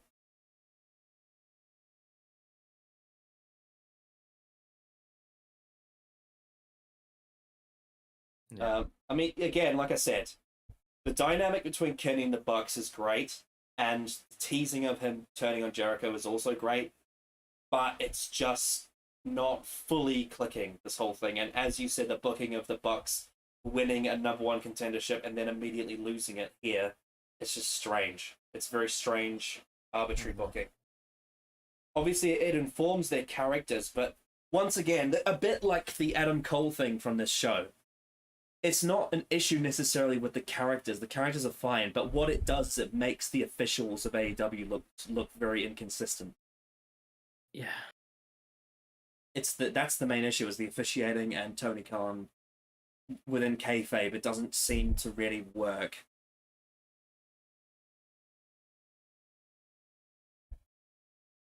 And I think possibly what it is Tony Khan is prioritizing too much I want to give these characters something interesting to do rather than what is consistent overall. Because as you say, with the Bucks tantrum, it gives their characters a motivation going forward, but it's just the whole way that they construct it is quite weird. But yeah, I do think it's time for the Bucks to turn heel again, because I think they've gone stale as babyfaces. I think their matches are very repetitive in the babyface territory. Definitely, I definitely agree with that. So yeah, I think it's time to give them something different. Mm-hmm. So yeah, ultimately this was a good move going forward, but as a match, I think it's a mix of positive and negative, is what I would say. Yep, I'm on board with that. Yeah, and I think the teasing of Kenny turning on Jericho is a very interesting idea. Mm-hmm. Yeah. We shall see. Apart from that, I don't have much more to add, to be honest. No. I thought this was fine for what it was. Which, given the fact that these 4 men are 4 of the most important figures in the company, says a lot. The fact that they have one of the weakest matches on the show. Mm-hmm. But again, it's down to the storytelling mainly. There's parts about it that are really good, and there's parts about it that don't work. Definitely. Yeah. And then from there, we get to the main event, I believe. Is that correct? Yes, it is. Yep. We have the main event. Adam Cole comes out in his crutches, tries to do his entrance, and Jay White comes out all smug and very ready to be champion. I love his red attire. It looks so good. And I love same attire he faced Cole in at Forbidden Door last year. Yes, the same attire he wore when he injured him. And he teased that on promos that he was going to concuss him again, which is really messed up. Yeah, Jay White, especially with the AEW World title around his waist, it looks so good on him with that entrance, with the way he pulls his jacket out. I loved the entrance, how Jay White mocked Adam Cole's leg. He like limped around. Mm-hmm. That was fucking great. I also think the guns really add something to his character, like just being his little cronies at the side. Interestingly, Juice Robinson was not on this show. I think there's a reason for that in real life, I think. But I don't know if they said on commentary or... Yeah, that's fine. Because on TV, Max backstage hit Juice with a flat screen TV. I don't know if that was a way to write him out that he wasn't available for today. I guess I don't know. Yeah, well, fair enough. It still worked regardless. I mean, the guns made up for it anyway. Absolutely. Yeah, I fucking loved how Justin Roberts announced Jay White as a challenger, and Jay White had a go at him for it because he was holding the belt. That was good. That was a good detail. That was great. Yeah. Jay is just so good at that kind of stuff during promos. Just, you know, like when he came out earlier for his promo, and it was actually the Guns theme that played, and he was just yelling at Schiavone. He was like, "Oh, hey, is that my music? Is that my..." like he's yeah. That was so good, so good. Yeah. I also, just 2 more things I wanted to add on the show that I forgot to say. So firstly, they established that Hangman Page was undefeated in Texas death matches, so by Swerve winning it makes it more significant. Secondly, they established that Jay White was 13-0 in singles matches in AEW, so he was undefeated. And also, I want to say, when the referee was holding the belt up and he was ready for Adam Cole to wrestle, and Jay White lay on the floor to be like, "Oh, just pin me. He's great. So good. And just Cole's stressed acting. Now, I loved the details on Cole's face at this scene, because obviously MJF came back with the ambulance, right? He did the Steve Austin. He came back with bandages. I loved the change in facial reaction, because firstly, the first reaction he had was a big smile, because he was like, "Oh my god, my friend, he's back." He was very happy about it. But then as he realized what was about to happen, his face changed to concern, because he was like, "Holy shit, look at his leg. Is he really going to wrestle like that?" And he was really worried for him. The acting from Adam Cole was superb throughout this whole thing. Stuff, yeah. I love the detail of MJF walking to the ring and all the officials around him saying, "Don't do it." That was a fantastic detail. Not to Cole, though. Yeah. Oh, yeah, not Adam Cole, no. Again, as I said, maybe they're trying to go with the whole thing of sudden injury versus recovery period, but it's still a bit of a stretch. It's nah, yeah. Yeah. I also noticed that MJF's girlfriend, Tits McGee, tweeted out saying, "Come on, get that sweet ass to the ring." Yeah, you can see if you look at his. You can tell before they got together, they had a really good relationship together in terms of just their interactions. They clearly got on a lot. Yeah. Very good So friends. I guess there was always a good Also, I chemistry. love how she revealed that her relationship with Richard Holiday was completely kayfabe, and they worked everyone Oh yeah, in MLW. yeah. Everyone believed they were actually together, and they just stayed in character the whole time. That was brilliant. Yeah. But yeah, I honestly wouldn't be surprised if Alicia comes to AEW soon. I think. Well, I she's an interviewer. Yeah, I know. Obviously, they've already got Renee Paquette and Lexi Nair, and they probably don't need a third person. But what they could do is they could have her be part of it somehow. But Maybe it's you not. can do it for an angle. Sure. I mean, it's certainly at Wrestle Dream. She was on the press scrum panel. If they do a MJF Swerve feud, then that could be a possibility involving her in an angle. Really sell Swerve's like fucking psychotic mind and how far he'll go. That's definitely an idea. That's very true. Yep. Anyway, so MJF goes into this match with an injury. This match was half an hour long. It was half an hour of him being injured. It was very long. Like a lot of MJF matches, it was all about the storytelling and the psychology and the acting. Overall, I really liked this match a lot. I thought they told a great story. I liked the match. I definitely liked the match, and I enjoyed the story that was told. I think I think you can cut this match down by 5 minutes. I felt when halfway through, I did feel like, okay, this is getting I think we need to pick this up a bit. I think the pacing needed to pick up. Yeah.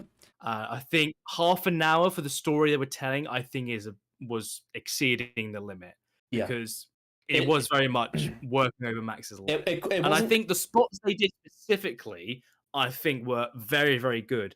I think there was a long space in between them that I felt needed to be cut down. Yeah, there is a thing, unfortunately, a side effect of these storytelling matches where they do tend to go on a bit too long, and it was much more egregious at SummerSlam with Roman versus Jay than it was here. But it is similar. That's the biggest example I can give because I think Roman matches, I think, avoid this problem with the fact that Roman is so involved with the crowd's reaction and how they respond to him. I think Jay doesn't have it's not the same. He's a great heel, but it's just not the same. He doesn't have that same sort of psychology in terms of how he wrestles and interacts with the crowd. He's getting there, though. He is getting there. He definitely is getting there. When you have those moments in between the big spots, the in between can drag a bit, and I think that's the difference between Jay and Roman. I think it's also Roman has such a built-up history with the WWE crowd, specifically. Exactly. That history is so ingrained into WWE's sort of zeitgeist that he's able to get away with it more. Anyway, so I fucking love the moment where the guns get caught red-handed by the referee. It was like something. Oh yeah, that was good. It was so funny, and then Cole just pulls the fingers at them. It was the funniest thing ever. And then they get kicked out. They get kicked out in the most cartoonish way. And then Jay White walks over to Adam Cole and pretends to he does like a faint chop and he pretends he's gonna chop him. It was great. Brilliant stuff. That was I genuinely laughed at that moment when the guns got kicked out. It was the execution of it was so perfect in terms of timing. Good shit. The way they looked at the referee and he had the steel chair in his hand. He just went Yeah, great stuff. So of course that gets them out of the match. MJF selling throughout the whole thing with his leg was so well done. Loved everything they did with that. I mean, we've said it before. MJF is just one of the best talents as an all-rounder. He's so good at everything. Dude, his goddamn flip over the top rope was insane. Yeah. I think that's generally one of the most craziest things he's ever done. Yeah, when he did a flying cutter over the top rope, yeah, was fucking. That was I leapt out of my seat when that happened. so that spot was crazy. I was blown away by it. And as a babyface overcoming the odds. Oh, and then Jesus Christ. So MJF gets Jay White on the announce table and it breaks because it's already been damaged. Yeah, it breaks instantly. So you're thinking, oh my God. So he's thinking, right, so I can't do the spot. So I'm like, oh, that's a shame. I guess we'll just move on to the next thing. No, MJF goes to the top rope and he hits an elbow drop right on the fucking floor and pops his hip. Does it? He just doesn't do. He just does it. Anyway. Anyone who's seen the press scrum, he was literally crying buckets at the press scrum because his hip was broken. Like it was popped out of its socket. That is insane. Christ. Yeah. Jesus Christ. He was running on adrenaline for the rest of the match, but as soon as it was over, he was in like, it looked like a kid who had injured himself. Like it was so painful. Yeah, that elbow drop was one of the most gutsy things I've ever seen MJF do. That was ridiculous. When he landed it, the way he popped out of it was just, it was very grim. It's weird because we saw a Texas death match, but that was one of the most disgusting things I've saw on this show. That elbow drop. Hopefully it's not too bad. Yeah. Yeah, I imagine it's probably just dislocated and needs to be pushed back into its place. Yeah, hopefully it's nothing too serious. Yeah. But yeah, some of the limb targeting from Jay White in this match was very well done. The way he put him in the Tree of Woe, MJF just sort of crying in agony.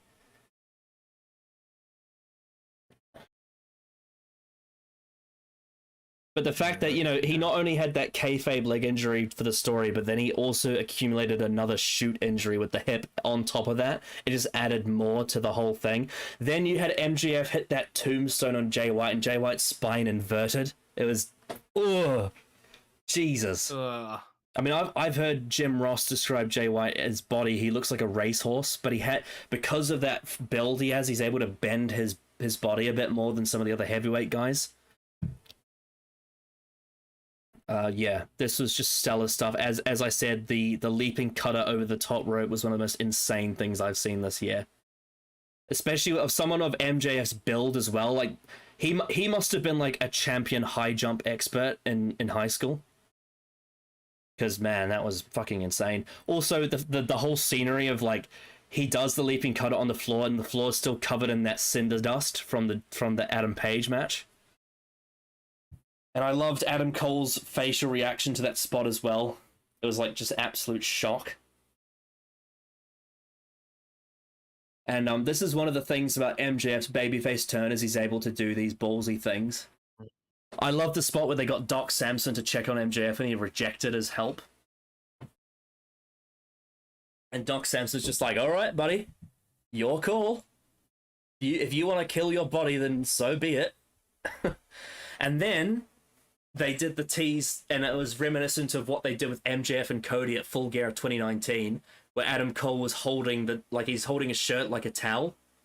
Because if you remember, MJF threw the towel in for Cody at Full Gear 2019, and the commentators referenced this. That was a great bit of storytelling, teasing Adam Cole throwing the towel in for his friend, so he doesn't, get injured.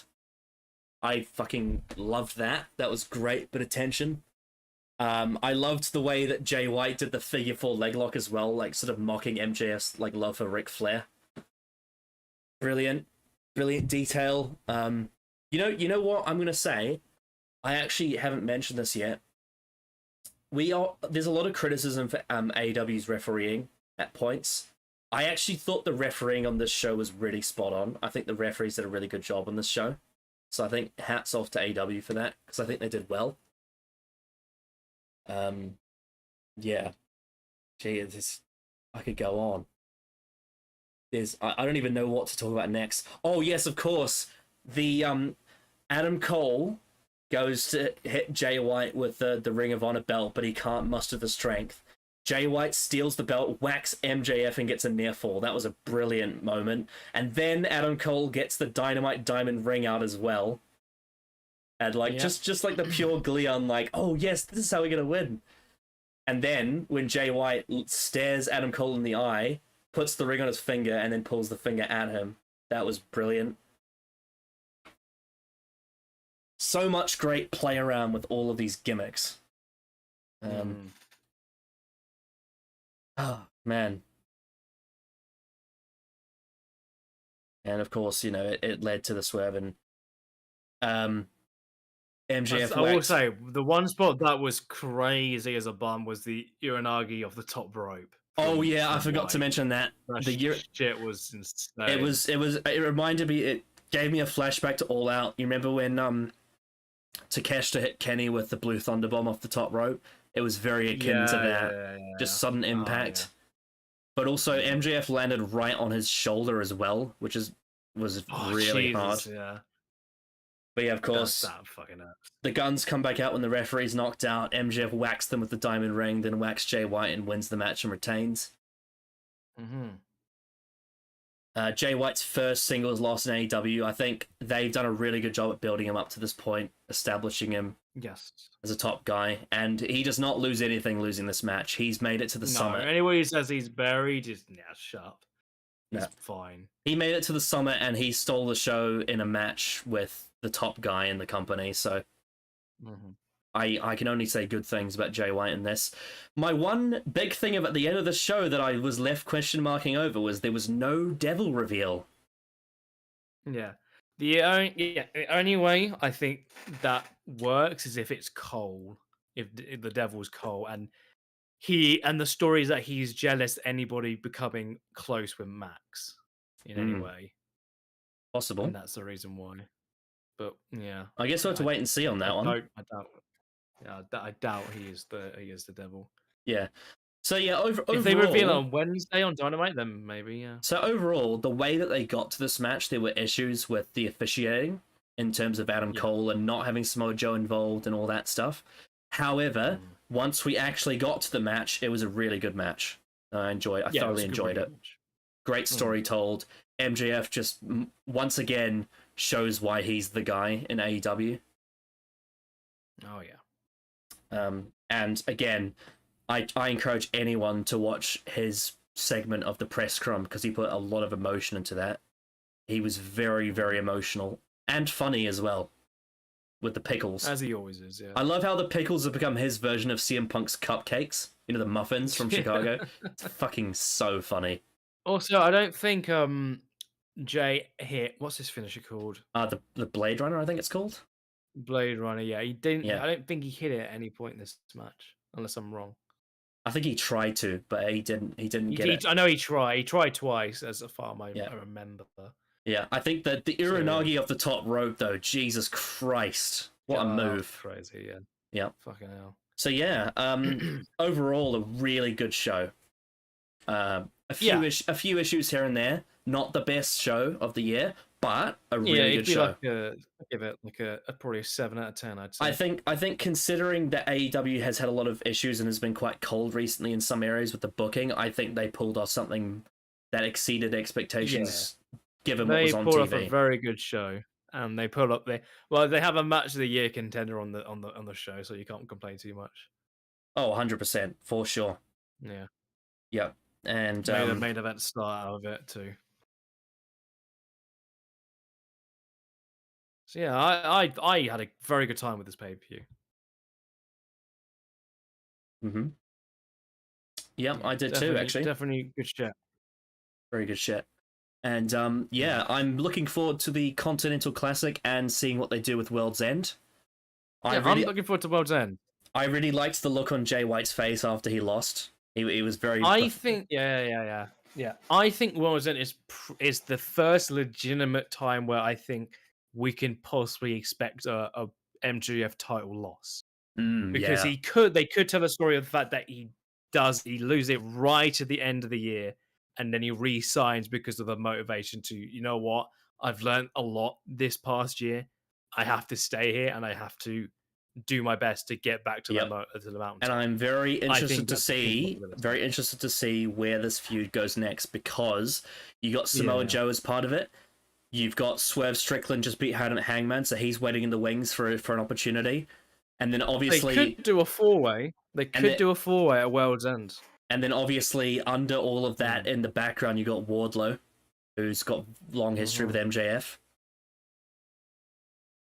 So yeah, there's a lot to look forward to with this, I think. And obviously, you know, Adam Cole and the Devil and Roderick Strong and the Kingdom. Like, there's a lot going on. Yeah. And potentially whoever wins the Continental Classic might be part of that mix too. And Will Ospreay just got signed. There's a lot to look forward to. So yeah, Next year's going to be a big year. it will be. Yeah, they're already hyping up All In 2, All In 3. Oh I should yeah, say. I forgot to mention that. I like how they're already putting the seeds in to be like, guys, All In 2024. It's going to be massive. Yeah, 100%. Yeah. So overall, very good show. And next week, around this time, we'll probably be reviewing Survivor Series from Chicago, which should also be a very interesting show. So yeah, we're the few months. God, that's going to be such a busy weekend. Oh God. Yeah, because we got Doctor Who as well. Fucking hell. Look forward to it though. But yeah, anything else you want to add before we clock out of this stream? Because it's been 2.5 hours. Right. There's a good show. Go watch it. Very good show. Fucking awesome stuff. Watch the pre-show. Watch the press scrum. Great stuff all around it. Great day for wrestling. And yeah, absolutely. We'll see you all for the Survivor Series predictions, which should be on probably Thursday. Yes, it should be. Yeah. Yep. Alrighty then. Well, I bid you adieu, a good night, and a goodbye. A bang.